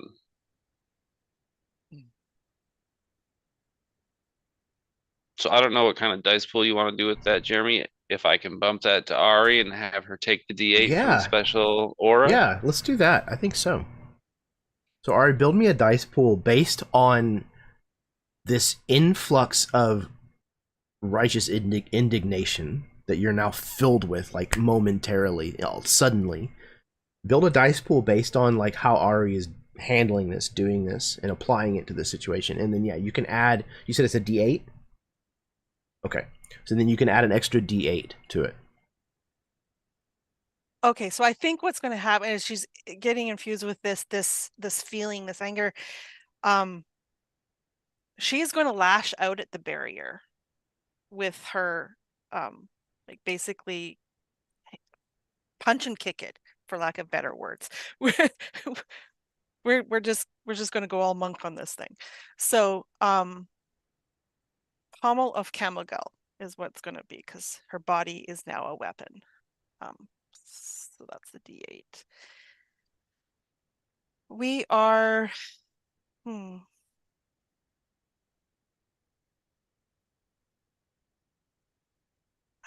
I guess we would go with courage, because her statement is that you're better to face your foe rather than run, and so we're literally going to lash out at it. So take that one. That's a D6 roll. We are doing warrior with her special ability of unarmed. So D10 and a D6. D10, D6. Okay, you said there was a D8 from that body? From Tord, from his aura.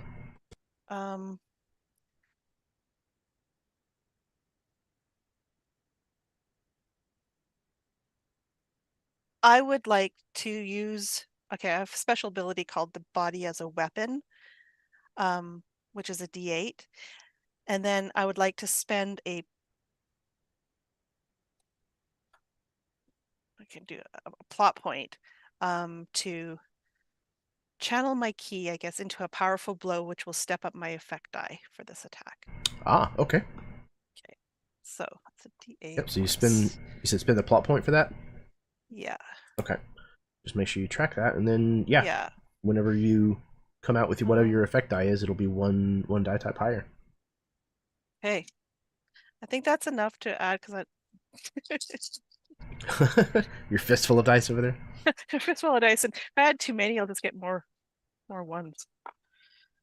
Oh, I got a 10 on my 10 again. That's something loves me. Okay, so 2 dice. We're going to be 17 with the effect die of an 8, which will get stepped up to a 10. D10. Okay. All right. So with your newfound fury, Ari, you you rage out, lashing out with all of your focused, with all of your focus. You kind of point it in towards the heart of this Greywood Grove, and you punch outwards and kick outwards. You almost maybe even like some form of almost like a kata. You know, this kind of like this fight that goes through all of your different stances. That's almost more like a dance. And with each of these like strikes that you're throwing forward, this shadow, this barrier continues to recede with every step that you take, almost as if it's like fearful of you, like it's backing away, being shifted onto its back foot and continually just trying to keep distance between you. You notice as you do so that this area around you, what you can see of it, has been absolutely decimated. There's ash and dust covering the ground here. You don't see a single blade of grass, a leaf, a branch, nothing here. It is just barren rock and soil as you advance into this area that you know was not like that before.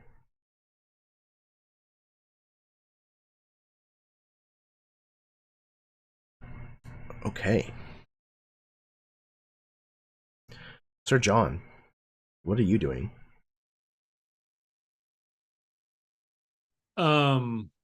So I don't think that Sir John would connect the dots of like some sort of intense emotional response pushes this back, right? And like he certainly wouldn't even be able to like beyond that say like, oh, it's this specific emotional response that like pushes back against this barrier.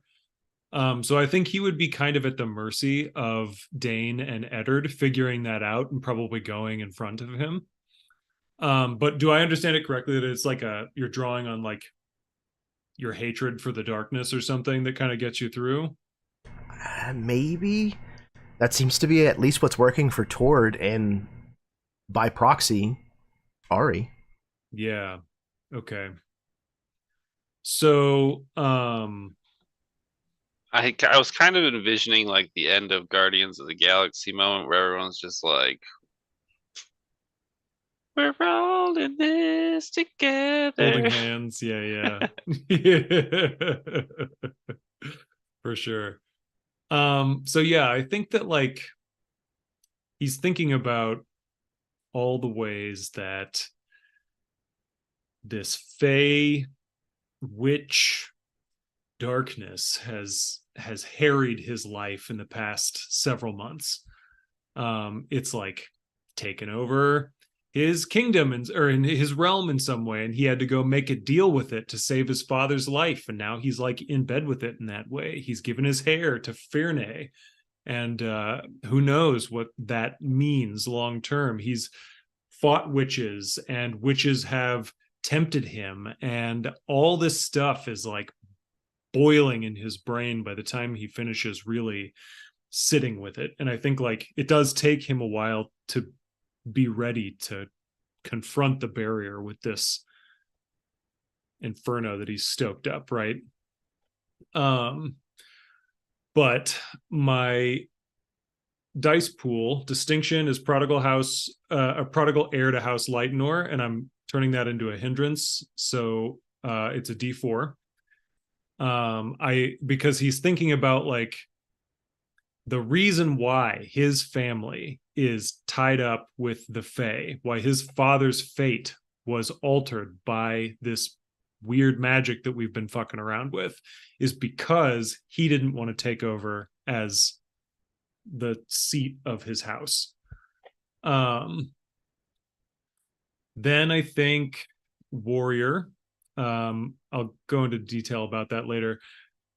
The realm relationship that I want to invoke here is Lady Laudine. The fact that this witch that he confronted most recently tempted him with a happy future with Laudine and like the intensity of his emotional reaction to that moment, that's the thing. Like, his family being tied up sucks, but this is the thing that tips him over the edge.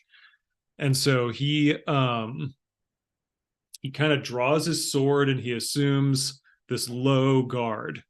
And he's in like a proper kind of formal stance or whatever, and he just starts taking steps forward. And that's where the warrior die comes in, because he is used to, whenever he, like, from some of his earliest times training with other squires and stuff, his physical presence was enough to like kind of push people away from him. They were sort of scared to engage, and he's used to just like, okay, I'm walking and you're getting out of the way. And so his feelings about his family and his feelings about Lady Laudine combine with his determination to just like step forward in guard. And that's how he's confronting this barrier. Perfect. All right. So John steals his rage. What do you got as far as your roll goes? Oh, good. Oh, good. Good. Okay. I can't tell if that's sarcastic. No. It's 13 with okay. a D10 effect die. Ooh, okay. So you kind of, take 1-2 breath, and then you head straight after Tord and Ariana. Mm-hmm. And you are taking these same kinds of strides that Ari is, where she's pressing this offense, against this opponent that she's squared off with. It's almost the same for you. Every time you take a step forward, it's like your opponent takes a step back. You're continually keeping them on their back foot, on their guard. And your focus and your rage, to some extent, based on the circumstances that you have been through, allows you to push this foe backwards.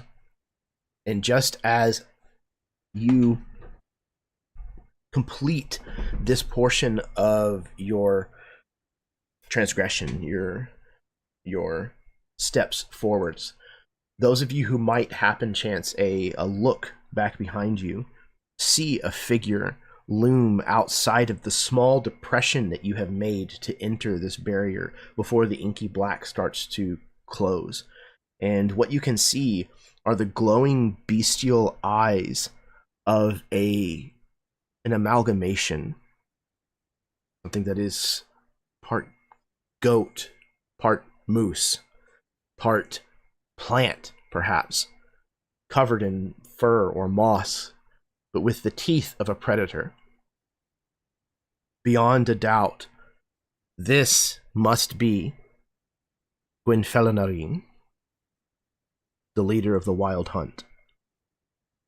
And as the inky black swallows the space between he and you find yourselves entering the Greywood Grove. All around you now, you can start to see a little better. You can start to see detritus on the forest floor, branches, trees of the grove itself. You know that this space, the Greywood Grove, is also known in Elven as Bosuni Rilis.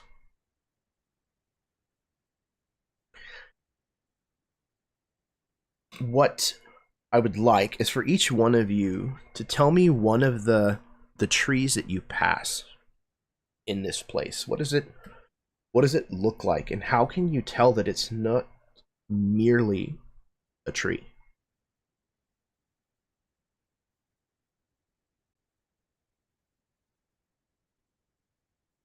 First of all, you said everything is like ashy and gray here, right? Not where you currently are. Now that you're able to see a little further, you can see that you've kind of come through that space, that zone, And the things here, while it is shrouded in kind of dim light and darkness, there's not the same kind of decay here.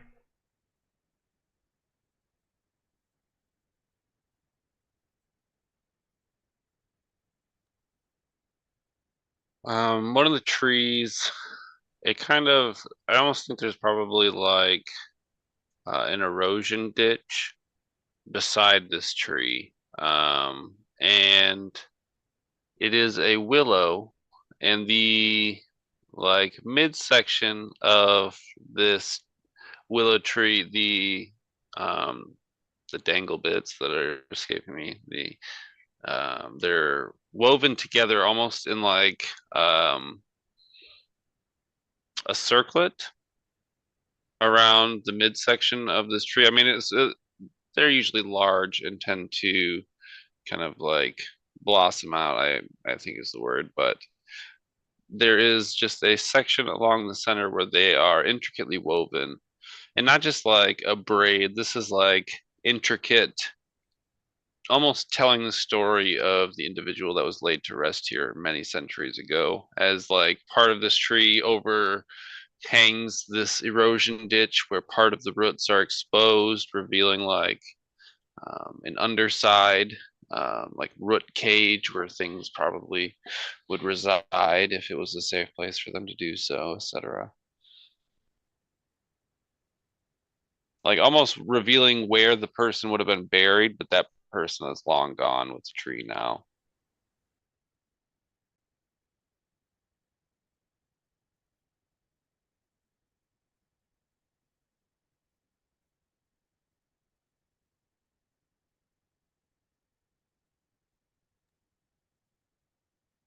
I think Sir John notices a pair of sycamore trees, really tall.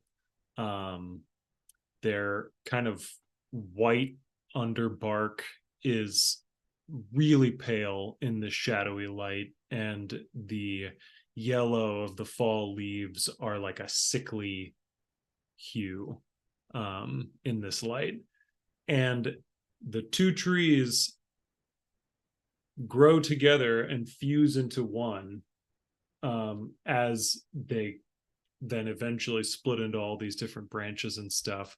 And even somebody who has no idea about like the ways of nature and the forces of growth and decay and whatever, just looking at these trees, they can almost see the story of the trees played out in front of them. They can see how the ground was upset in some way when these trees were young and they were tilted on the same path, and then they were set together, and the way that trees do, they fuse if the conditions are right, and then despite all that, they blossom out in this incredible diversity of branches and leaves and everything, life that's sheltered in the branches. And I think that at first, anybody looking at this tree sees this and sees that process and is reminded of some sort of relationship that they've witnessed before. And as they're looking at the trees, that vague sense crystallizes, and they realize it's nobody that they know. It's two people who got married and created a family and whatever, but like they've never seen these people before in their lives. It's such a familiar feeling because that's the power of this tree to like speak itself.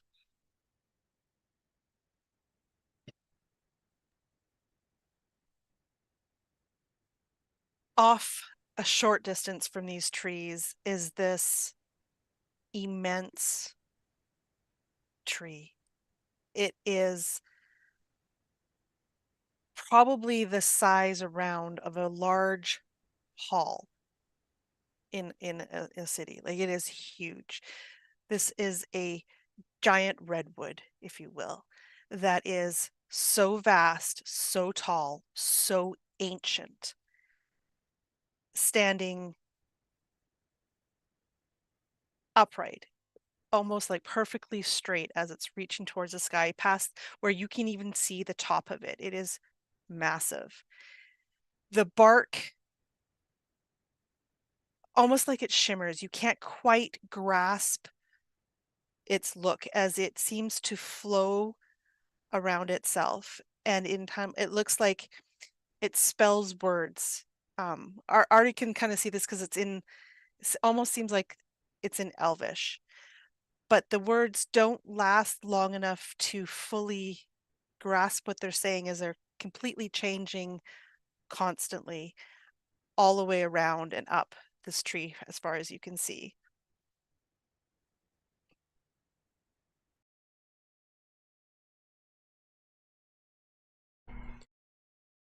This grove is filled with these specimens, these things that defy the definition of merely tree. They are certainly trees in every aspect: roots, trunks, branches, leaves. But there's an otherworldliness to almost every single one that you pass, that is striking. Each one of them seems to have this kind of a story, a history about it. Even those that don't seem entirely as old as these others. But you come across something else that Ari knows for a fact does not belong. But even those of you who have never been here before would understand that this is an abomination. You find a circle that has been made by branches and trunks of young trees. Not woven. Woven is the wrong word. These have been thrust together into what looks more like a pile, except for the opening in the middle is almost perfectly circular. All around this area, the trees have been broken, burnt, cut back to make space for this travesty. It is decorated with elven skulls. And there are branches that have been fashioned into pikes, stuck around at various places, almost in ritualistic formation around this circle. And you can see corpses of elves that have been placed on these pikes. Some of them are bearing the mark of the Sisterhood of the Shield, though their bodies look far more decayed than any kind of recent carnage should show.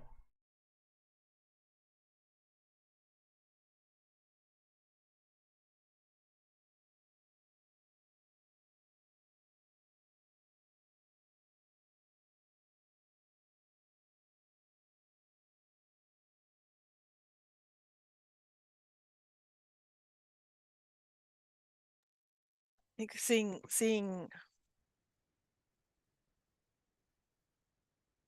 that, the bodies of the elves, the only thing that comes out of Ari's mouth is in Elvish. She basically said, like, "Blessed Luna, no." And there's such pain in her voice as she's saying it, like, this is horrendous what's here.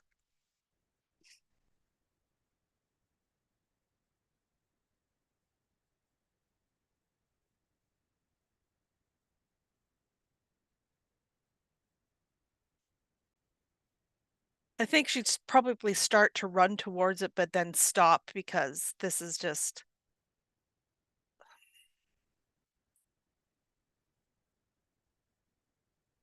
like, here of all places, this is just horrible.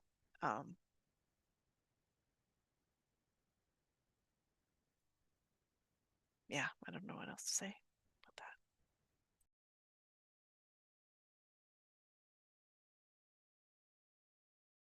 that. Is there a response from either of our Knights of Vykaril? Do we see anybody? No. Not living. Tord would announce his presence. Defilers of a sacred grove, reveal yourselves to us now and face punishment.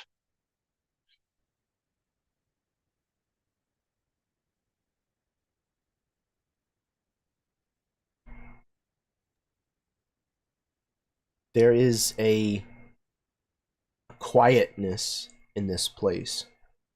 There is still an abundance of life, but it's almost as if there is a form of reverie. That reverie is torn asunder by Tord's proclamation, his demand. And this place falls quiet in the wake of that. And in that quietness, all three of you hear the voice of a young child speaking to someone not far from where you stand.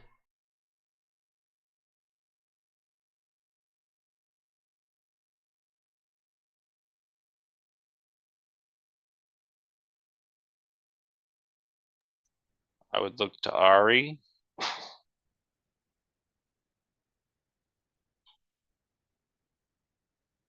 We hear a small child's voice, you said? Sounds like they're speaking to someone. Is it common? Like, is it a language we can understand? Or So, like, you can't make out what's being said. You can just tell by the cadence in the rhythm that it's conversational. Ari would kind of lock eyes with Tord, and then Sir John, and start quietly moving towards where we're hearing the voices.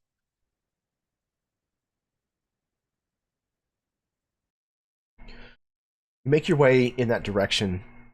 Again, the lighting here is much better than it was whenever you were passing through the barrier, but it is still filtered moonlight that is further filtered still by the inky blackness of this barrier. So you start your way forward and you crest a hill, and you can see this kind of bluish greenish glow that's kind of coming from around this tree ahead of you. This tree is bent and twisted, but not in a nefarious or scary way, but in a very slow, natural kind of adaptation as it grew. There's these very old looking stones kind of fixed amongst the roots of this tree, where the roots have grown around, some straight through, shattering these stones. These stones have markings on them that don't mean anything to any of you. They look like they could be maybe like precursor to elven calligraphy, elven decorative kind of scroll work and filigree, but nothing that is definitively elven in your minds. And from all around this tree, as I said, this glow is kind of emanating almost like light, but almost also like a fog, kind of creeping along the ground. And standing beneath that tree, you see two figures. The first of which is recognizable just because you know who you're looking for and their stature as a child. But you recognize the half-elven child, Bodhi, standing, speaking at first what you think is to the tree, but then you realize that it is a dark figure shrouded in hood and in darkness that is bent over, speaking in hushed tones to Bodhi. As you begin to approach this tree, the stooped figure stands up straight and turns its hooded face more or less in your direction, and then steps backwards and disappears.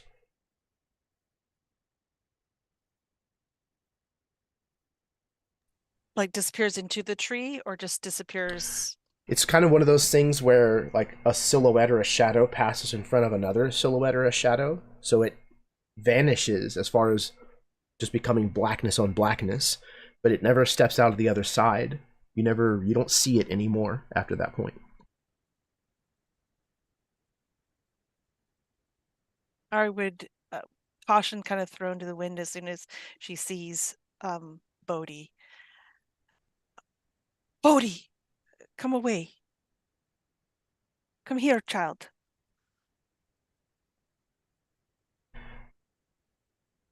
At the sound of your voice, Bodhi turns to you, and you can see that his eyes are radiating a purple light. And he says, "No," defiantly.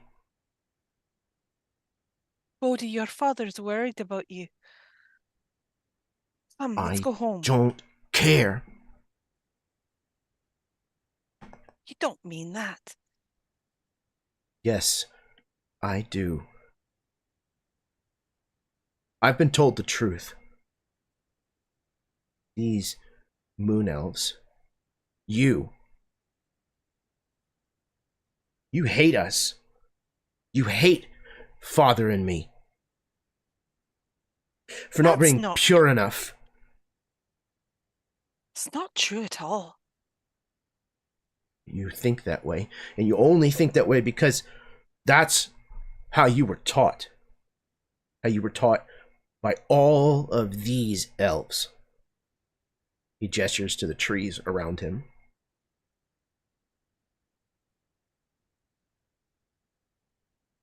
Bodhi, I love your father. He's my son. Come, let's go home. Why did you run away then?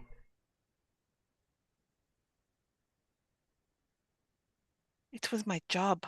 I had to leave. So you love your job more than you love us? No. It's not true. I hate you! He shoots a purple beam from his hand into a tree that's kind of off to the side and behind you. And you watch as this tree rots from the place where this beam hits it and spreads outward. Its leaves falling from it in an instant, and the entire tree disappearing in dust.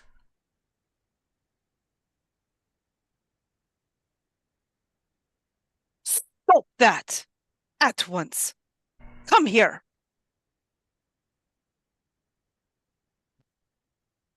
I don't have to listen to you. You're not my mom. No, I'm your grandmom. So? And she's going to start walking, like striding forcefully towards him because, she's dumb. But yeah, that's what she's doing. He says, "Stop!" And as he does so, you feel a sensation in your body. I would like for you to defend yourself against a magical attack. How would you try to resist this? So I have an ability called Mental Fortitude, which allows me to create a mental shield. So I don't know if this is like how mental it is with the magic. To create a mental shield to block other mental powers from invading me. Oh, all right. So I use a plot point to do that. And it just says prevent it? Yeah. So I use a plot point to create a mental shield to block other mental powers from invading my mind. So I'm basically pushing against it. It's a D6, so if we need to have a roll off. Yeah. Let's do a roll. Yeah. And you can absolutely put that D6 in there. Oh, by the way, for the descriptions of all of the different grave markers that all of you gave, please take a point of XP. Each one of you. By XP, you mean PP? No. Plot points? XP to spend Oh, XP, between. XP. Gotcha. Yeah. Mhm. Okay. I'm trying Like to the remember real to do stuff. that since we're playing this system. I'm trying to reinforce the rules as much as possible. Okay, so mental fortitude. So I'm using that. That's the D6. Then I'm Okay. going to use my relationship with. I don't have it necessarily with Bodhi, but with his dad, Trevon, Okay. as part of this. Because I'm trying to help. Oh, I'm going to be so bad at this. Okay, so I'm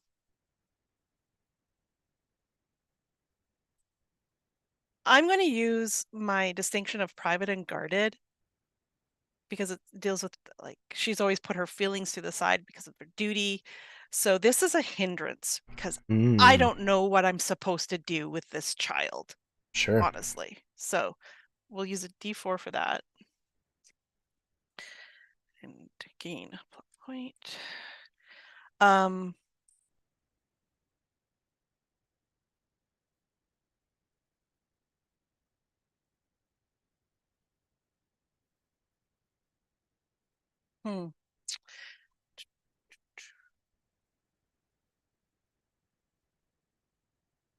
So I'm using. I would like to say, like, this is my warrior, because this is what I've trained for. This is, Okay. I may not have magic myself, but as a warrior trained to combat against magic users, this is a technique that we have been taught. Okay. And so that is what I'm falling back into. I don't have anything about that. And then value is.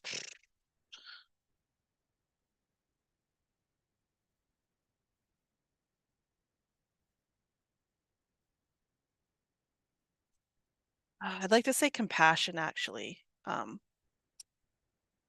Because she feels for this boy. This is family. He's not himself, but we're trying to connect, but we're not very good at that. But so that's Okay. my pool. Okay. So we're going to build his opposed pool. So I'm going to bring little Bodhi up on the screen here. And Bodhi he is considered a boss. He has 4 D8 boss dice.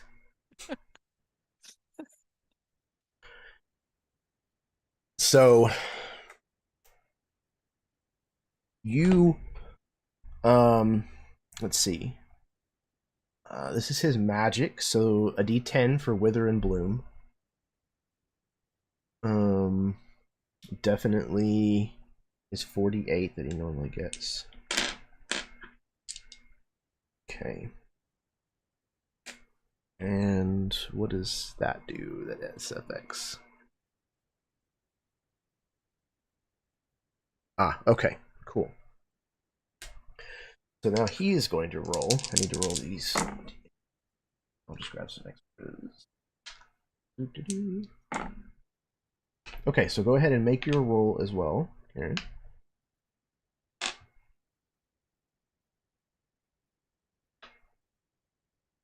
That's not so good. I rolled a 1 on my D10, so I have a 1. Okay, got a 1. All right. He rolled. What did you total out with? So my total is 10 with Okay. an effect die of a D6. Okay. Oh, I can pick good. Sorry, effect die of Go a ahead. D8. I have a D8 left, so I'll pick that one. Mm-hmm. Okay. You he totaled a 15 with a D10 effect die. But more importantly than that, you also rolled a hitch. So I did. Yeah. His effect die is a D10. That means, Ari, you take a D10 stress. As though you have been given training to resist the effects of mind control spellcasting. This was more of a physical effect, and it racks your body in pain as you are thrown into a form of isolation. You are inside of like a bubble that seems to trap you and surround you. So I'm going to introduce a complication. He has a SFX called Isolation. When an opponent rolls a hitch, step down a Witch of Death die to create a trapped complication at the value of that die. That opponent must first decrease that before you can interact with anything else. So you get a D8 complication called Trapped. Any of your further actions have to be applied to that before you can affect anything else. One of his D8s becomes a D6 instead. Now, do I get the plot point because you used the hitch? Yes, absolutely. Okay, Thank you awesome. for reminding me, catching that. Perfect, because I'm going to need those because we're blowing through them fast this game. Finally got some combat going on. All right. Okay. So Ariana is kind of thrown into this isolation, this force that seems to almost like surround and cage her, holding her in place and arresting your advancement forward. Clearly cast by Bodhi. What are the other two of you? Well, it is actually the three of you, because Ari, you still get a turn. What are the three of you trying to do in this situation? So you have this graphic up, but my video is kind of chunky.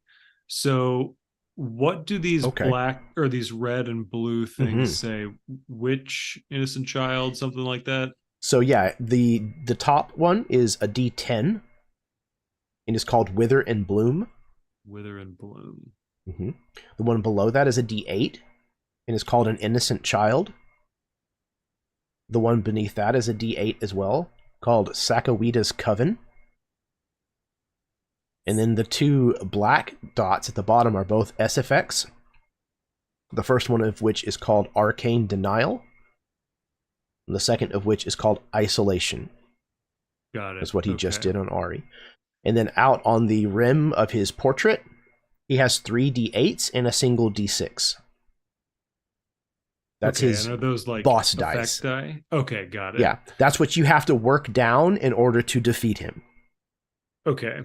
And the stuff, Wither and Bloom, Innocent Child, stuff like that, those are like notes about the size of dice that Bodhi rolls when he does those things?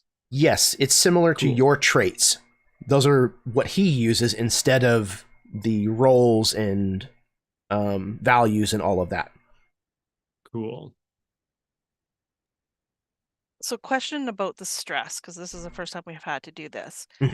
We said that we were going to have 2 different stress tracks, a physical and a non-physical. Oh, so good call. Yeah. Is this physical then, or is this I think so. Yeah. Because it's physically like arresting you and it racked your body with pain. Ooh, God, probably especially your leg. Oh yeah. Yeah. So I kind of collapsed probably to a knee. Maybe. So, and then instead of because we also starts at D4 and goes up to a D12, but because of the hit, and so I go immediately to D10. Is that right? Right. So yeah, your whatever effect die is used in the attack is where your stress starts at. If you gain additional stress, it'll step that die up So it would go from a D10 to a D12 if you were to take physical stress again, unless it is a D12. Then it would just jump to a D12 on its own. It's kind of a bad example because there's only one option above. But say Right, that your so- stress was a D8. If it was a D4, a D6, or a D8 stress that you received, it would climb to a D10. It would step up. But if it was a D12, it would go immediately to a D12. That makes sense? Okay. So yeah, so if I take any stress really, I go up to D12. And if I get to D12, then I'm taken out of the scene, right? So I basically can't get hit again. If you get hit again, if it's physical, you would go to a D12 stress. Yeah. If you have to step up a D12, then you are taken Then out. I'm taken out. So I basically get 2 more hits. Okay, gotcha. As long as they're physical, yeah. Yeah. If you have, something non-physical, then that would be on its own track, treated separately. Okay, cool. So yeah, this was a devastating hit to Ari. Probably because of the leg, honestly. Yeah, it's like it crippled her again, and she's not used to that, having had it kind of been cured so much. And so all of a sudden it's like it's back, and it's back bad, and she just kind of collapses on that leg. Wow. Okay, so that's fun. All right. Sorry. All right. So, what do the three of you do? I think for me, Sir John is going to pretty immediately, sword in hand, same sort of low defensive guard that he assumed earlier. But he's not advancing on Bodhi right now. He's just taking up a defensive stance, and I want to bore my eagle eyes into this kid and know this enemy that is in front of me. Okay. So I think for my dice pool, obviously the know thy enemy part is going to factor in there, but I'll kind of go down the list here. I think Master of the Knightly Arts as my distinction. I think I'm going to say compassion as a value. Okay. My statement for compassion is that mercy has its limits, and it's also a D4. So I feel like that's nice and kind of compromised. Sure. Yeah. Warrior D10, and I have a swords training, but I don't think that really matters right now. My sword is sort of like a channel or you know what I mean, focus through the for the power. So know thy enemy is a D6, but so I spend a PowerPoint to activate that. And then one of my signature assets, the sword itself, is that when I spend an additional PowerPoint, I can add a D6 to a know thy enemy pool. So it'll be actually 2d6 for 2 PowerPoints. And I think that's probably it. Yeah, I think so. Okay. All right. And I think maybe the way this works with Know Thy Enemy, I just spend a PowerPoint and I get a vague sense of the enemy's abilities. I don't think that's dependent on the roll. Okay. Yep. So it says usually their descriptors or their limits. So looking at Bodhi here in his clearly very altered and darkened state, what do I perceive? You've seen some pretty powerful witches before. This child, as young as he is, the sense of power that you get that's radiating from him, the ease at which he seems to wield magic is frightening. Obviously, his combat prowess is probably not very good at all, but who's to say what offensive or defensive powers he might have that are arcane in nature? Yeah. I think then this dice pool is kind of an intimidation roll for me. I have like leveled my sword at Bodhi, and I shout out, "Be gone from here and this boy, witch. We have pursued you across many leagues, and you shall not leave, but the boy comes with us." And let me give you a dice roll there. Excellent. Absolutely. Okay, no ones. That's great news. My effect die is going to be D10, and then I have a 12 total. 12 total with a D10. All right, Put so that in the chat for reference. that should...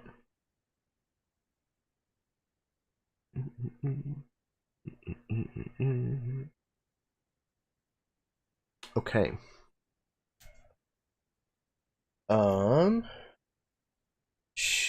Do you want to apply that to one of his boss dice? Is D8? I do for sure, yeah. Okay. So it was an effective D10, right? Yeah. And I think what I'm kind of trying to do here is like shake the witch out of Bodhi so that we can deal with her on her own. Okay. You call out like this as you pointedly, brandish your weapon in this young boy's face, and you can tell that he is scared of you, and your weapon. He definitely kind of takes a couple of steps back, but is almost raging the way that Torrid seems to at times, kind of losing himself a little to his anger. He has his fists kind of balled up down by his side, and you can see purple energy kind of glowing between each of his fingers, almost like causing like an X-ray type effect on his hands, where you can kind of see his bones through his flesh. And he kind of yells at you as he clenches his fist tighter at his side. "No! I am no boy! I am the Night Prince! I am the Night Prince, and all of you, you're just gonna be skulls too."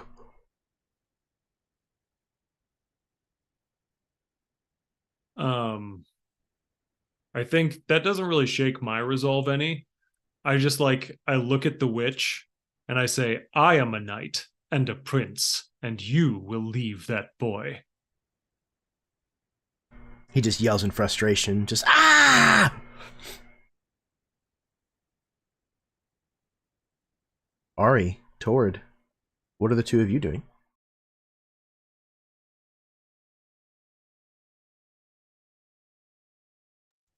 Go for it, Tord. I'll be last. I'm in isolation. The witch had disappeared into the shadow behind Bodhi. So I think Tord, I don't know if I ever had my weapon drawn, but I'm going to begin walking towards Bodhi.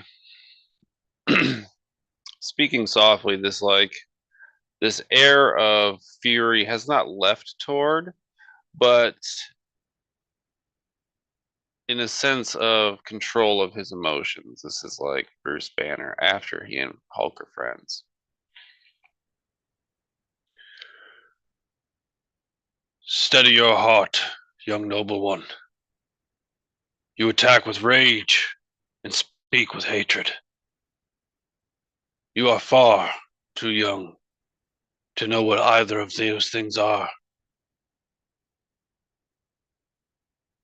You lash out because you're afraid, because you've been mistreated. Do not let your perception become what you reflect to the world. The Night Prince What good could that bring? Within your blood, you show great potential, and you use it to destroy history and trees. When has a tree ever hurt anyone?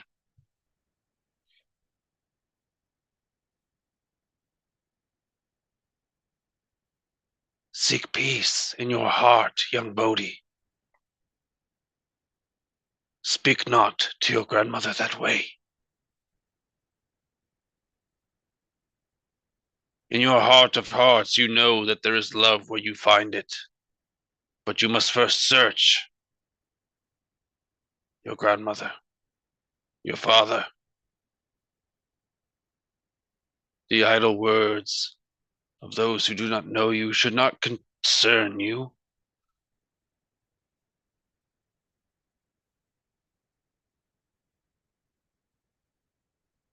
Don't let the taint of evil and hatred pull you so deep. And I probably didn't make it too far to him, but I'm going to reach out my hand to him as well. Okay. Same hand? Yes.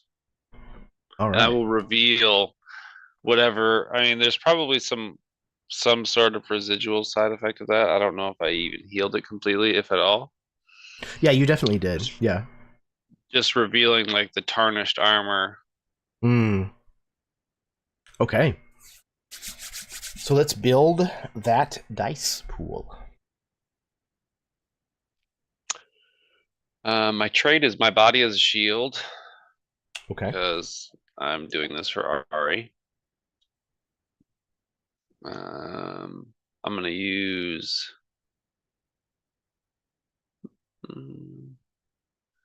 I would say this is hope. Ooh, okay, yeah. And I think this role is more priestly than anything. Okay. Guidance through wisdom. Mm-hmm. Mm-hmm.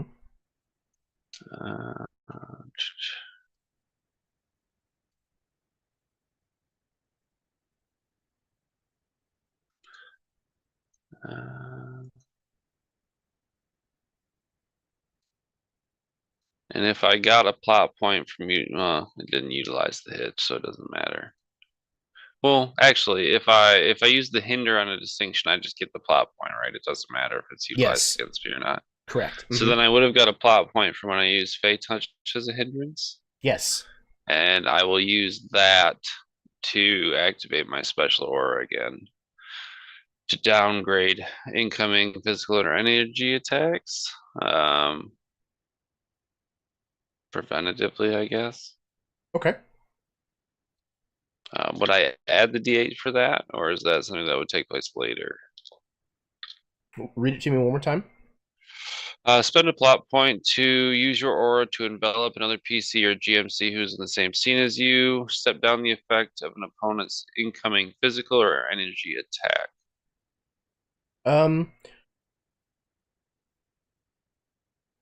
Yeah, you can add it to this. That's fine. To this dice pool. Here we go.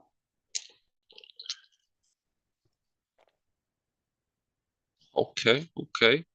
Total is a 17. Effect is a D8. Okay. Any hitches? Any ones? Nope. Lowest was a 2. All right. 17, you said? Is that what the total was? 14 rather. 2 sevens. 14. Okay. And then what was the effect die? Effect die was a D8. D8. Okay, that's good enough to take out. Is D8. Another one of us D8.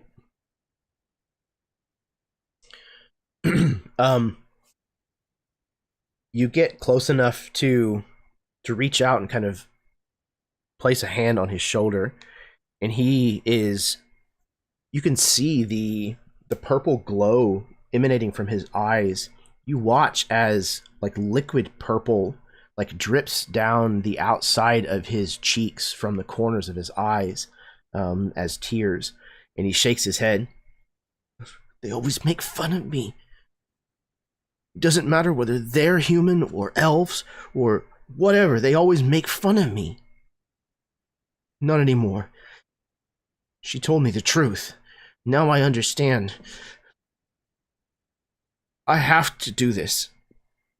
I have to. You said a tree's never hurt anybody? Let me show you. The tree that he's standing beside, he reaches his hands out and kind of splays his fingers as he kind of backs away from you. And the light that's kind of emanating around this tree changes from this kind of teal aquamarine color to a purple that matches. And as it does so, you watch as this tree uproots itself. And it turns to face you, and you see what would be classified as a treant. But at the center of this treant is a glowing core, this hollow in its torso, in its abdomen. In this picture, it's glowing green, but in our reality, it is glowing with that same purple energy. It turns to you with the sound of twisting wood as it moves its awakened appendages in your direction.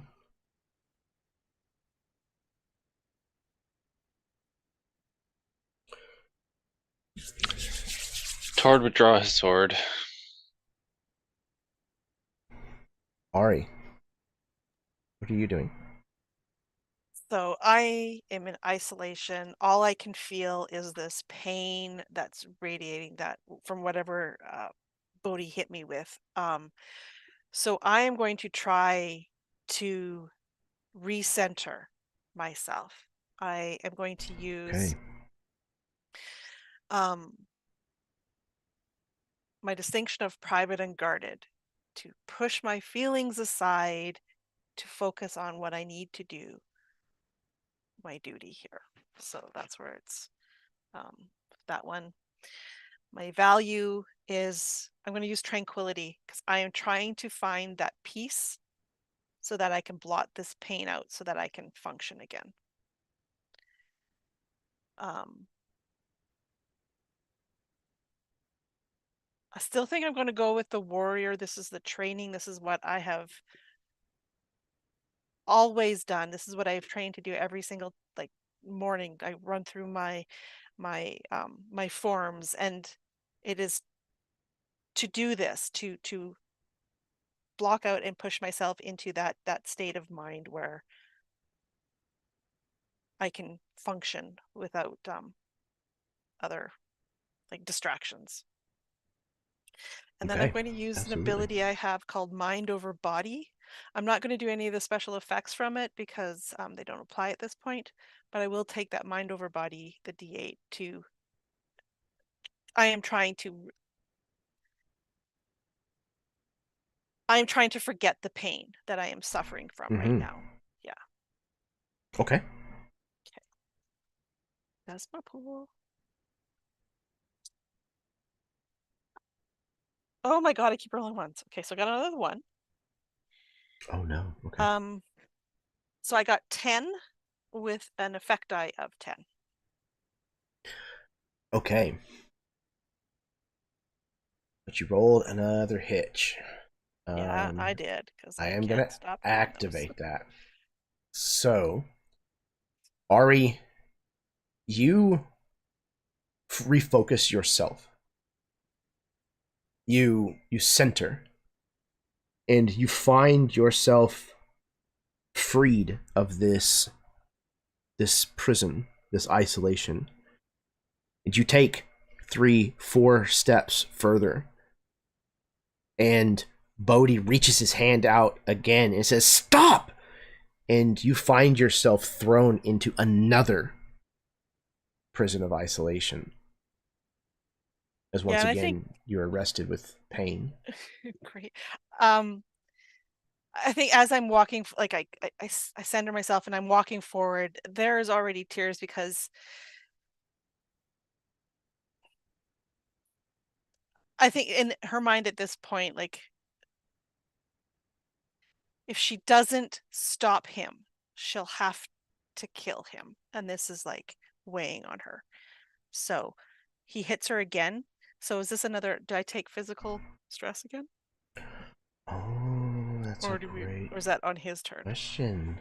Yeah, technically it's a response that he makes when an opponent rolls a hitch. Yeah. He steps down one of his witch die, boss dice. So he's gonna step his D6 down to a D4. And if he does so, to create a trapped complication at the value of that die, that opponent must work that down first. Okay, but because it's an attack, it technically does not deal any additional stress to you. Okay. I think, yeah, again, you see Ari collapses again as it's the pain, like she managed to break it for a second and then she falls down again back into this isolation. What if it's not your leg this time? What if it's another like memory of intense pain? Something entirely new. I don't know, like God, I don't know if I want to say like childbirth, but something like that. Yeah, I was actually almost thinking like maybe guilt because I left them, right? Like, so this is maybe not necessarily like a physical pain, but now I'm racked with guilt because of I abandoned them. Yeah. I mean, I didn't know Bodhi existed at the time, but I abandoned his father. And now I've got this guilt on top of the fact that the physical pain is just excruciating. Okay. Again, he cries out against these purple tears. I hate you! Okay. So that was all three of you. Bodhi, what you doing, bud? Bodhi is going to try to push. Well, he's going to try to stop Sir John from advancing any closer towards him. So he's going to use his Wither in Bloom as a magical attack. He has a D8 and a D4 remaining from his boss dice. Neither of his special effects are going to apply here, I don't think. Okay.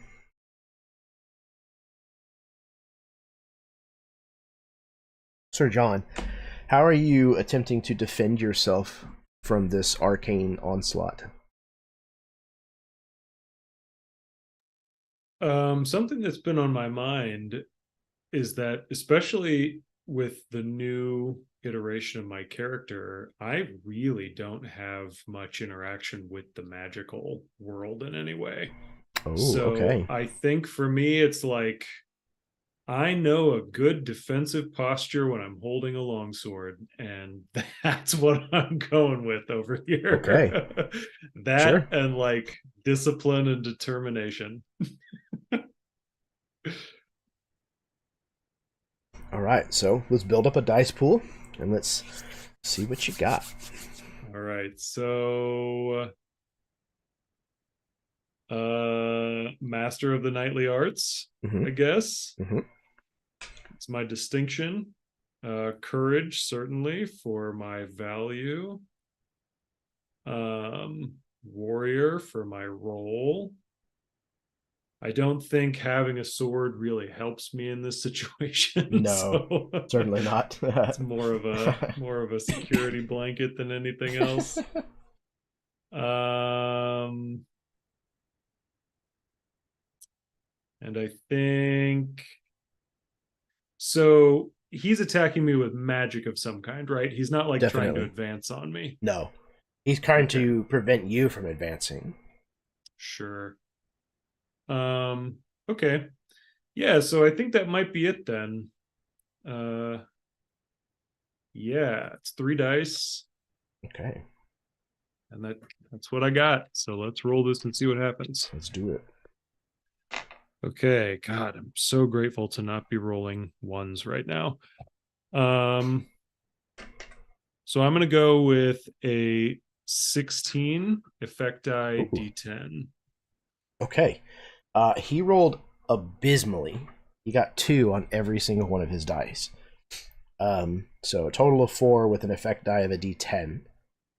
So this energy, this purple tendril, almost like a creeping vine, stretches out between the space between you and wraps around your arms. And for a moment, you feel the strength in your muscles of your arm begin to ebb, almost like the kind of noodly feeling that you get in your arms if you've like overexerted yourself exercising. Almost like, you know, your grip is threatening to no longer hold on to anything. But you manage to push your way through this and shake off whatever effects were starting to try to take hold. And it does nothing to you. Cool. Yeah, I think I'm holding the sword and I can feel it suddenly get very heavy in my very tired arms. And I literally just like flex really hard to like, no, these biceps aren't going anywhere. And I say something like, hear me, witch, you will leave this boy. And I'm just like stonewalling her. All right. Meanwhile, we also have the new friends who have joined us. Let's see. That's his. The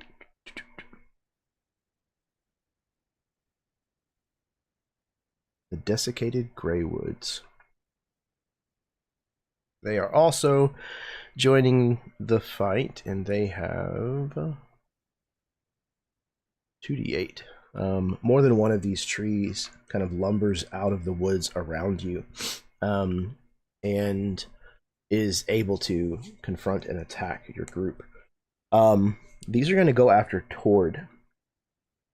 Tord, these possessed trees are coming at you and are going to attack with their Boughs of the Dead and their mob dice of 2d8. What do they got there? Okay. How are you going to defend yourself against these trees that are going to try to pummel you with their branches and claws? The only way I know how. I raise my shield. All right. So what does raising your shield look like as a dice pool for Tord? First one will be my body as a shield as my distinction. Perfect. Yep. I'm actually going to try and shield Bodhi, even though he's doing this to me. Okay. Yeah. Value I'm going to go with is courage. The statement that along with that is I show courage every time I face a foe with my shield in hand. Well, there you go. I like my shield, man. It works. I would say that in this one, my relationships don't really matter. Okay. Yeah, that's fair. Rolls the warrior. Mm-hmm. And I am going to hope my magic horse lord armor applies here. Your magic what? My magic horse lord armor applies here? Oh, yeah, absolutely. Defensively? Yes. 100%. How long do like abilities last? Is it just like in one instance thing? I think it depends probably on like how powerful of an ability it Okay. is. Well, my question is just about that stepping down my opponent's effect from an incoming physical or energy attack. I know I used that in regards to Bodhi, but I didn't know if that would linger or apply here. I don't think it does. I think Okay. it's per instance kind of thing. Okay. No whammies. Well, I rolled a 1, so that's fucked. Okay. But my total was a 15. Effect is a D8. Okay. A 10 total? 14 total. 14 15 total. total. I'm sorry. 15 total. Okay. Yep. That definitely beats I can math. his 11. And you, so what was your effect die? D8, you said? Yeah. Okay. So, his was also a D8, which means he matched yours, so you get a D4? No, he didn't beat you, so you don't get stressed at all. Okay. But you did get a 1, so you'll get a plot point for that. And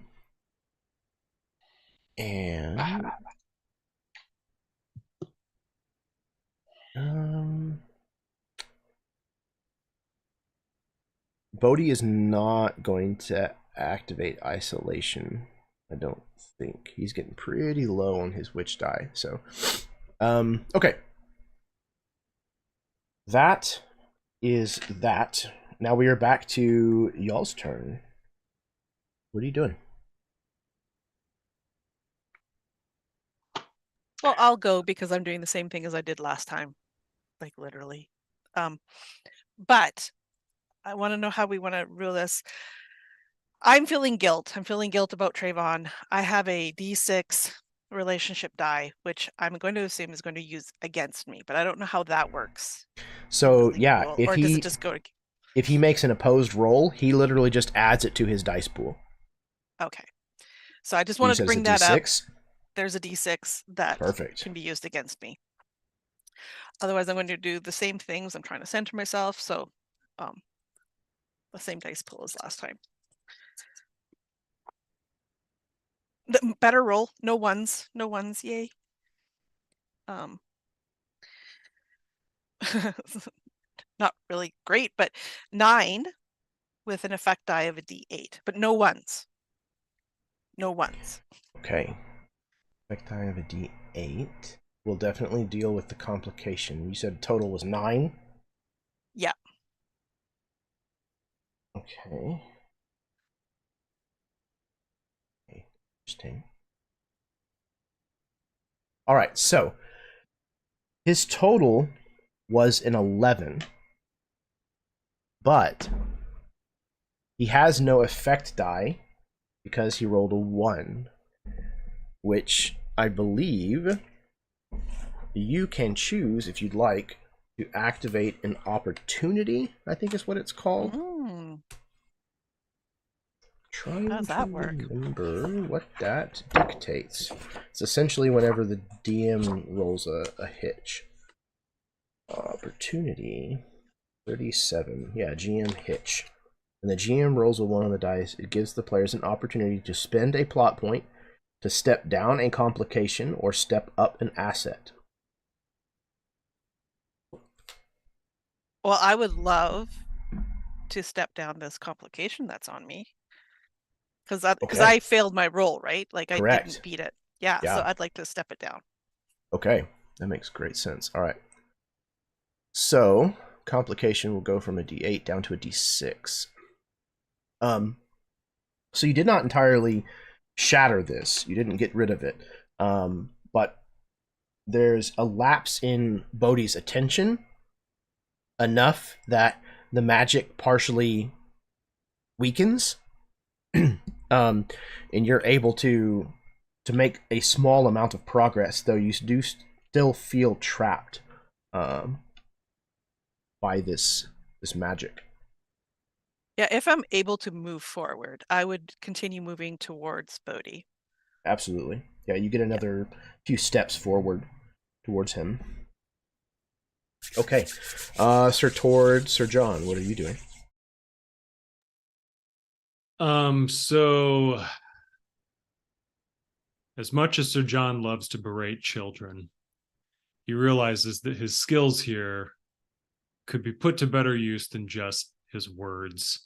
And so I think he turns away from Bodhi and like very smoothly sheathes his sword. And then with another step, he draws his halberd and he goes after these treant things. And he's not trying to like hack at them or knock them down or anything, because like he felt the story of at least one of these trees already. So he's actually gonna like kind of insert himself between this moment happening between Ari and Bodhi and the nearest treant thing. Okay. Greywood, I guess, and just kind of like hold it at bay with the halberd. All right. Oh, and if you needed clarification, yeah, these read Desecrated Greywoods. They have a D8, Boughs of the Dead, a D6 Hardwood, and then a special effects called Spreading Blight. And then they on the rim they have 2D8. Cool. Yeah, and my goal here is like just to hold them off and kind of sap their energy. I don't want to damage them or whatever. It feels like elf stuff that I shouldn't mess with. So my goal is just to keep them at bay. All right. And I think like to build the pool, master of the knightly arts, courage for sure, warrior for sure. So pole arms is a specialty that is connected to warrior. Do I have to choose one or the other but not both? Is that what that means? No, you get both of them. You get your warrior die and your polearms die. Then I'm for sure taking both. And then my polearm, I can spend a power point to wrangle an enemy and hold them at a distance. So like, is a roll even necessary for this then, or do I just spend the point and I successfully hold them off? Yeah. So if you succeed, then like this creature won't be able to get to anyone else, essentially. Okay, got it. But it says that I spend a power point to do that, so I have to roll and then spend a power point for it to happen. Yeah.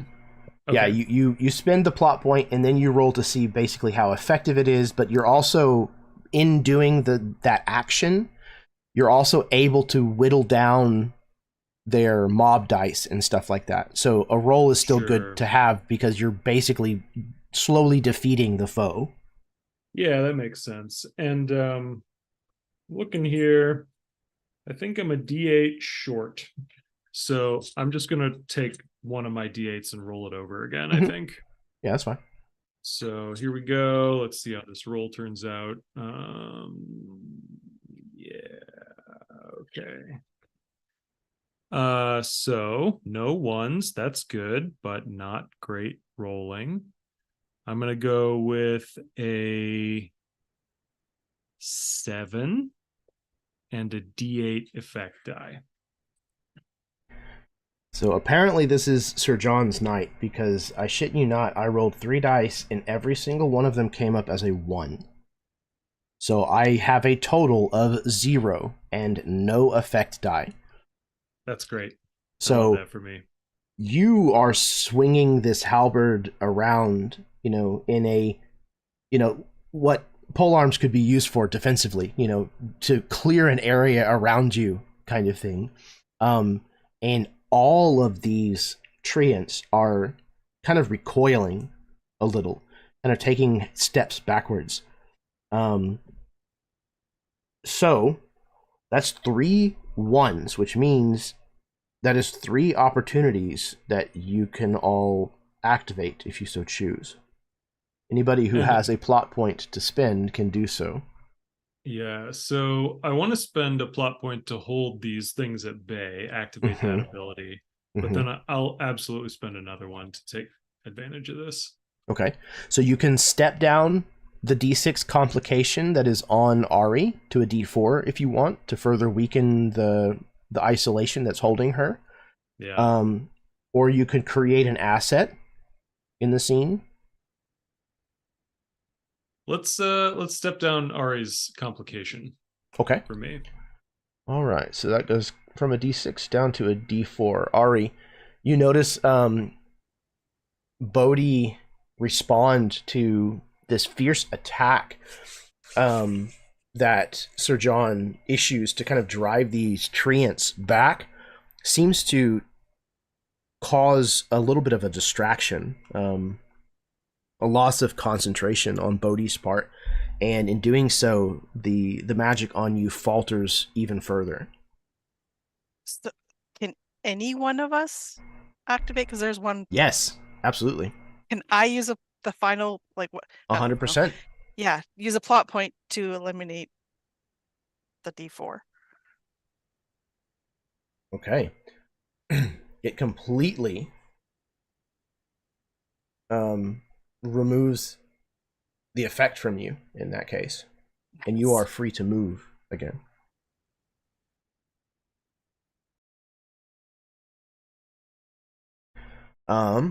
Okay. But you did go already this round, right? Because you went first? Yeah, I did. Yeah. Yeah, okay. Yeah, so then that just leaves Tord. Sir Tord.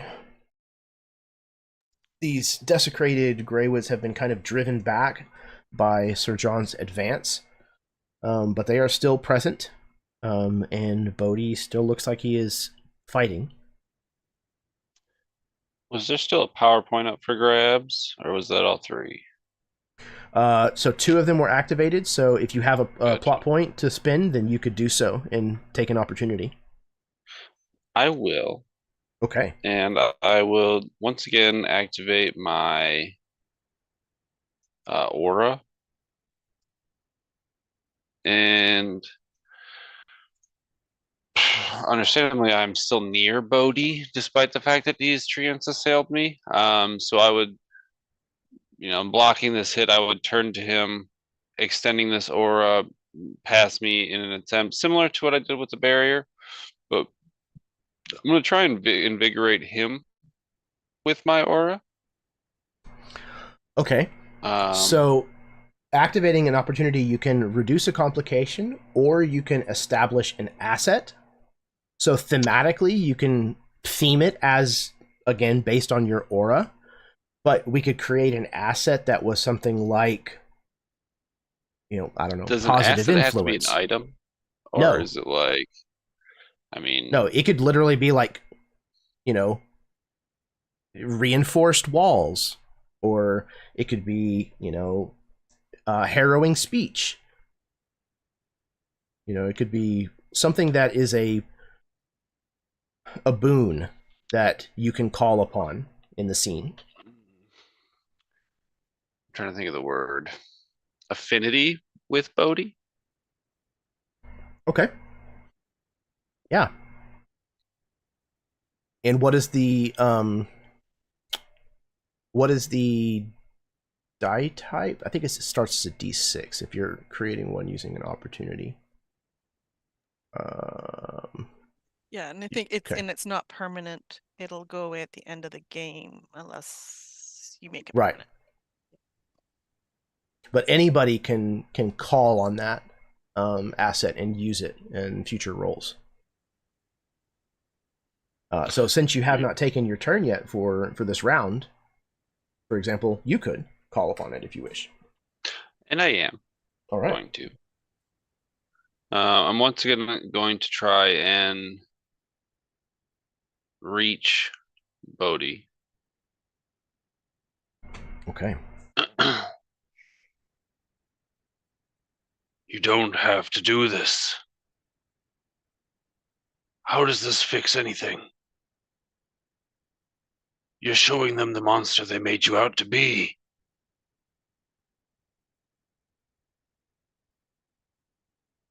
Lay down the rage in your heart.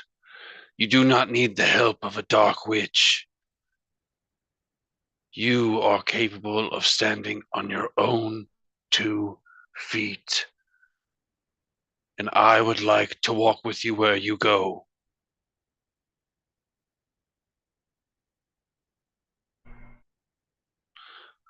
We're going to use Mhm.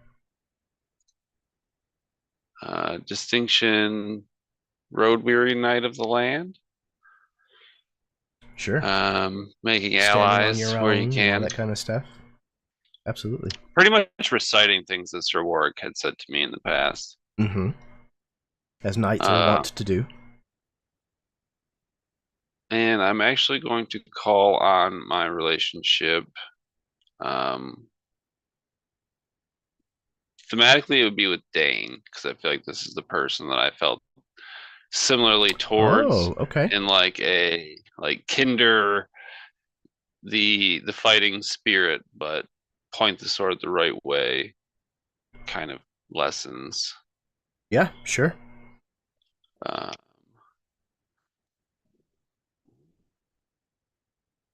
My value is going to be fealty. Because right now I'm literally being assailed by giant tree men that terrify me, and I'm putting all the faith that I have in my friends. All right. I'm with it. I would say roles, this would be the warrior. Okay. And I don't have any signature assets. Oh, I do have the asset of Bodhi, the one that I just got. Yep. The D6. D6. All right, no fucking ones. All right, let me see. Okay.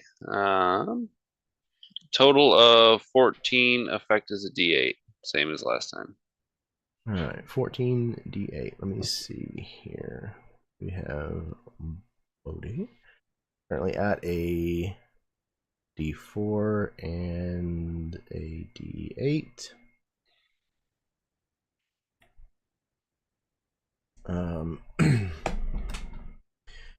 You are trying to admonish him. I think this is going to be an innocent child is what he's going to call upon. Oh, you ain't innocent. You fucked up little kid. All right, 14 and a D8, huh? Okay, let's see. He only got an 8, so that definitely bests him. His effect die was a D8, which yours beats. Which means, would you like to get rid of that D4 or that D8? D8. I think that's a wise choice. Okay. But that also removes the asset as well? Or does that stay? I'm gonna say that it stays. I don't know what the official ruling is, but I'm gonna say that it stays because you're literally breaking through his defenses and making a connection with him, so it makes sense that it would stay. Even better, I know what I'm gonna do. I am going to step it down. You've used some of it, but it's still present. Okay. That was Sir Tord, Sir John, and Ari for the round. Okay, so Bodhi is still in this. He has not got a lot to work with here. He is openly sobbing, this purple energy running down his cheeks in streams now, and he desperately just tries to kind of half-heartedly throw his hands towards you, toward trying to weaken you around your throat, probably to stop you from speaking. How would you like to try to defend? You gotta be kidding me. So I rolled ones on both of his dice again. A D10 and a D4. Both of them came up as ones. Well, thematically, then I don't do anything, and he succumbs to my awesome conversational speech.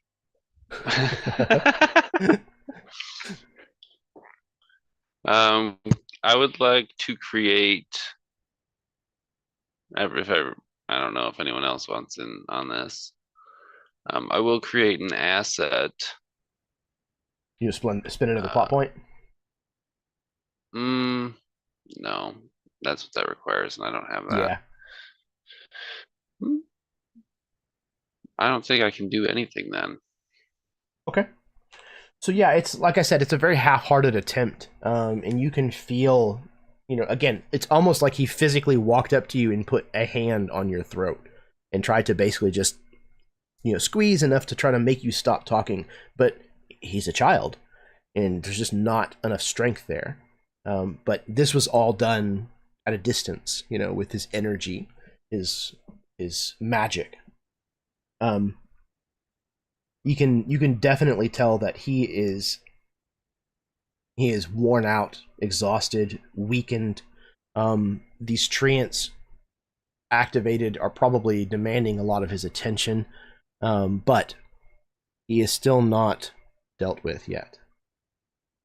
The treants themselves are trying to attack, but they are handily held back by Sir John this round. So one of their d8s, I believe, was reduced to a d6. So they're at a d8 and a d6 now.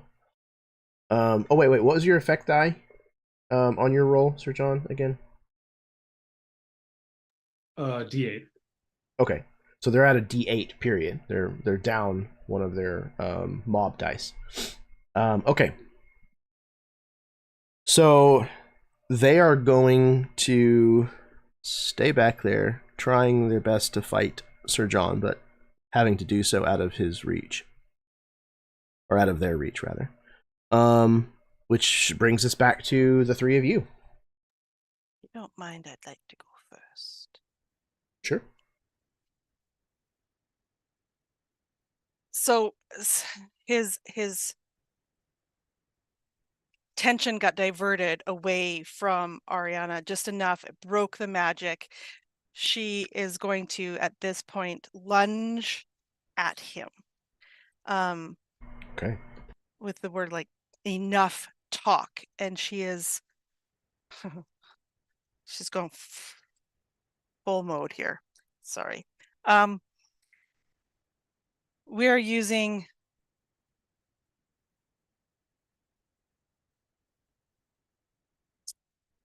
the pommel of Camagel. We are all weapon at this point. Pain, guilt, everything is just coming to a head. We're going to end this, and we're going to end it now. So pommel Camagel D8. The value is fealty, because this is my home that this child is trying to destroy.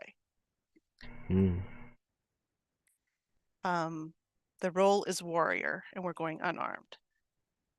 Okay. Warrior going unarmed.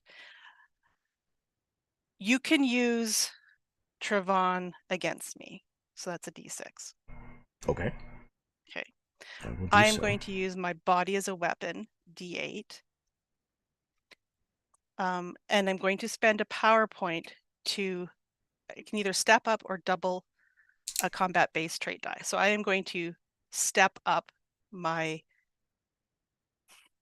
warrior die to a d12. Okay. Okay. You in business. I'm in business. Yeah. Oh my god, what? Mama bear mode. This is ending. Enough. I lost my dice. Okay, so 12 and a 10 and an 8. 6. You have a d4 asset you could also use if you wanted. I'm going to stay away from that one. Fair enough. I'm kind of blinded. But now what I'd like to say is this is a non-lethal blow if it works.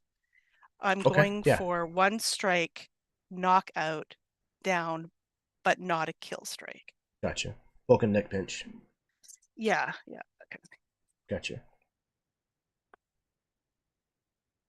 Okay. So that's a 10 on the d10. Okay, so it's Yeah, 19 total effect die of a D8 God. and 0 Okay. ones. I rolled another goddamn one. And I only totaled out at 11. So you absolutely managed to knock Bodhi out.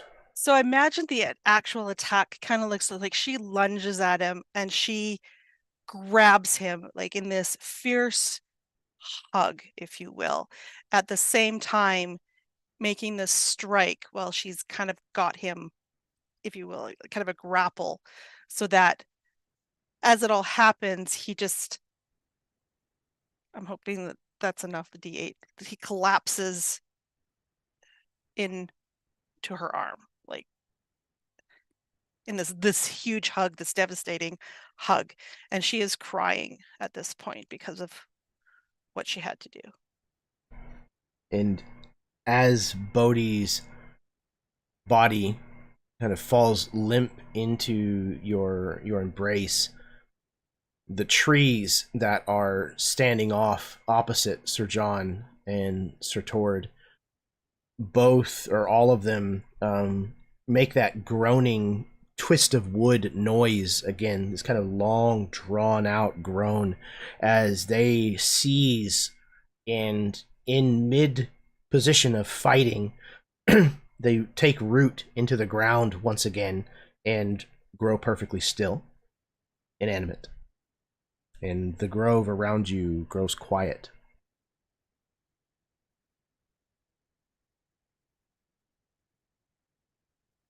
Except for the crying, because I can't. Except for the sobbing of Ari.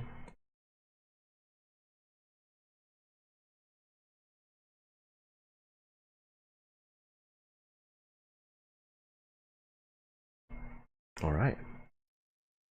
Sounds like maybe that's a good place to end the session for the evening. Everyone is speechless and quiet. All right. We're going to go ahead and call it there. Yeah. I love this game. I'm really, really, really thankful that we got to lean a little bit more into the mechanics of Cortex in combat, no less. I have no idea if I did any of that correctly or not. If you're a fan of Cortex Prime, then I invite you to please kindly tell me what I did wrong or what I did right in the comments. So yeah, regardless of whether we handled this mechanically right or not, narratively, I am very happy with how this all came together. Again, every chapter that we tell in this story is both heart-wrenching and heartwarming. I love doing this. I love playing this game with y'all. So thank you very, very, very much for coming on board. And even though it was just the three of you, for completely and totally rocking it this evening. Thank you.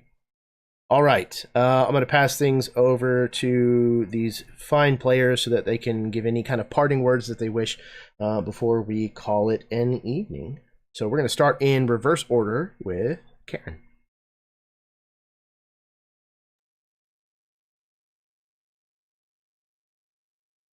Yeah, so that was that was fun.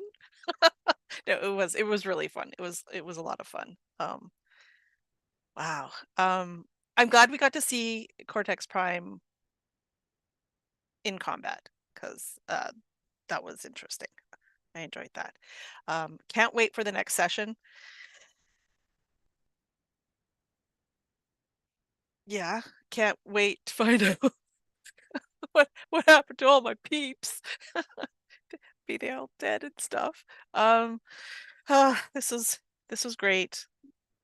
Woe won this battle, I think. Woe got a lot of points, but there was courage and fealty, and I feel great. And my companions were amazing, and it did not go unnoticed what they did for her. So thank you. Absolutely, always a pleasure. Okay.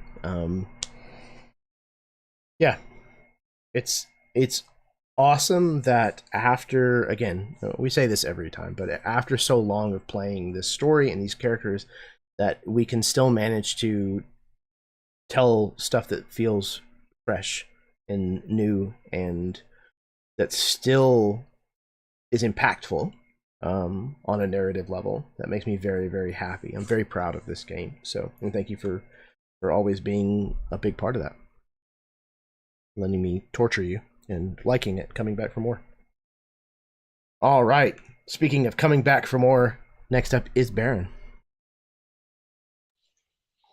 Hey everybody, I suffered slightly less than some other people in the group today, but still suffered. As always, it's a great time. It's the wind down after these games that's tough, 'cause it's like I gotta be up in the morning, and I'm also gotta think about this for a little while because there's layers. And it's like we're all at the dinner table after that one family member said something uncomfortable, and everyone's just like, "Holy fuck, what do we do now?" I don't know.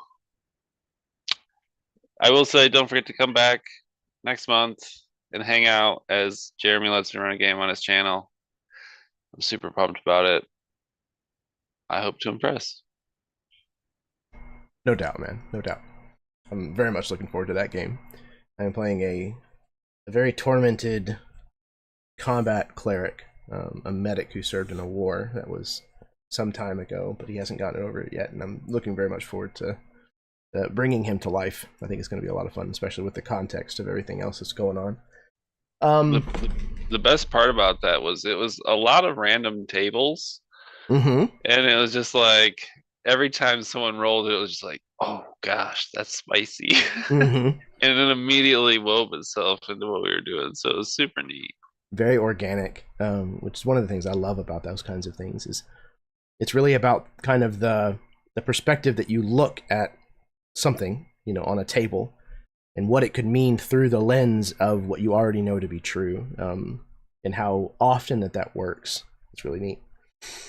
I'm also super grateful. Sorry, but I'm super grateful that all the players were like, you know, someone would pitch an idea, and instead of someone be like, no, they'd be like, oh, you know, what if and, or what if but, and it was just everybody was involved with everyone else, and no one was just like, I'm a standalone entity. Yeah, it's neat. It was fun.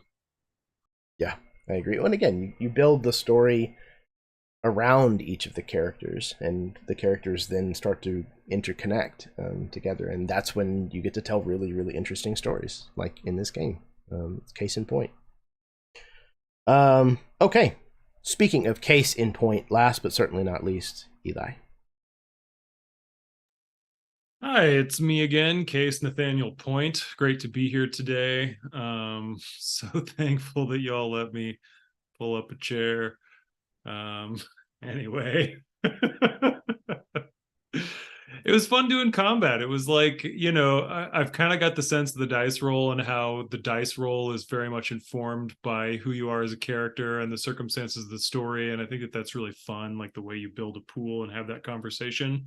But then seeing also that like enemy hit points are kind of handled in big chunks that you whittle down or eliminate entirely, and the back and forth of them doing things to you, but you rolling to defend rather than receiving a dice roll. I think there's a lot of really cool stuff that went on. And so, yeah, I hope we get into another fight someday. Maybe a second one wouldn't be so bad. Yeah, y'all fared pretty well in that one, all things told. Ari got, that was the one bummer pretty of it. Close. It was like, I wish there had been a little more pain from the dice, you know, but it doesn't always work that way.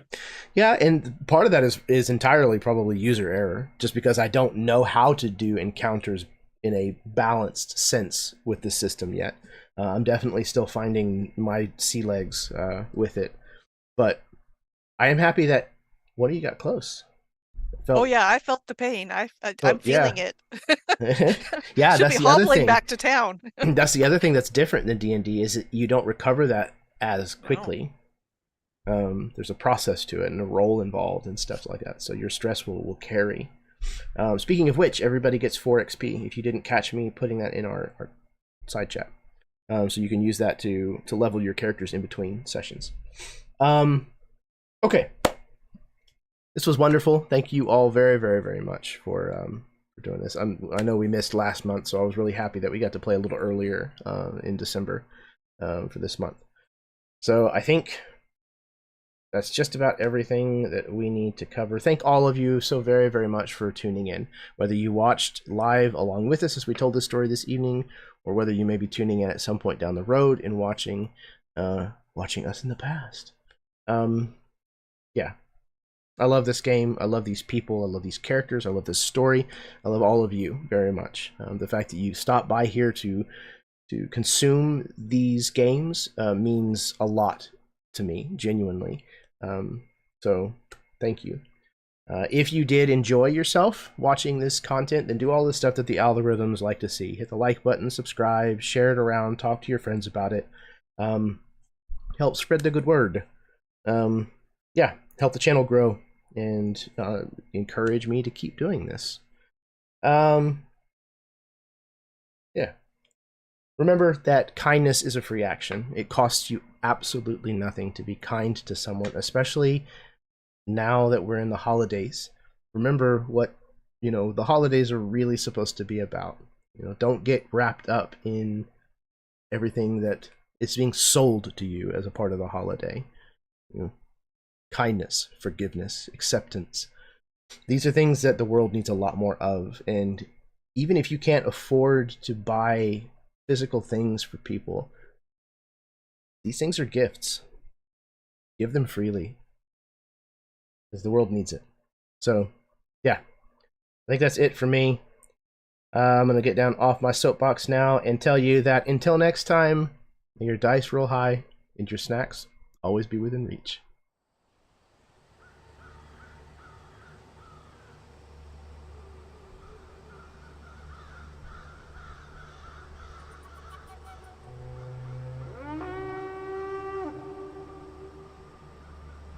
птиц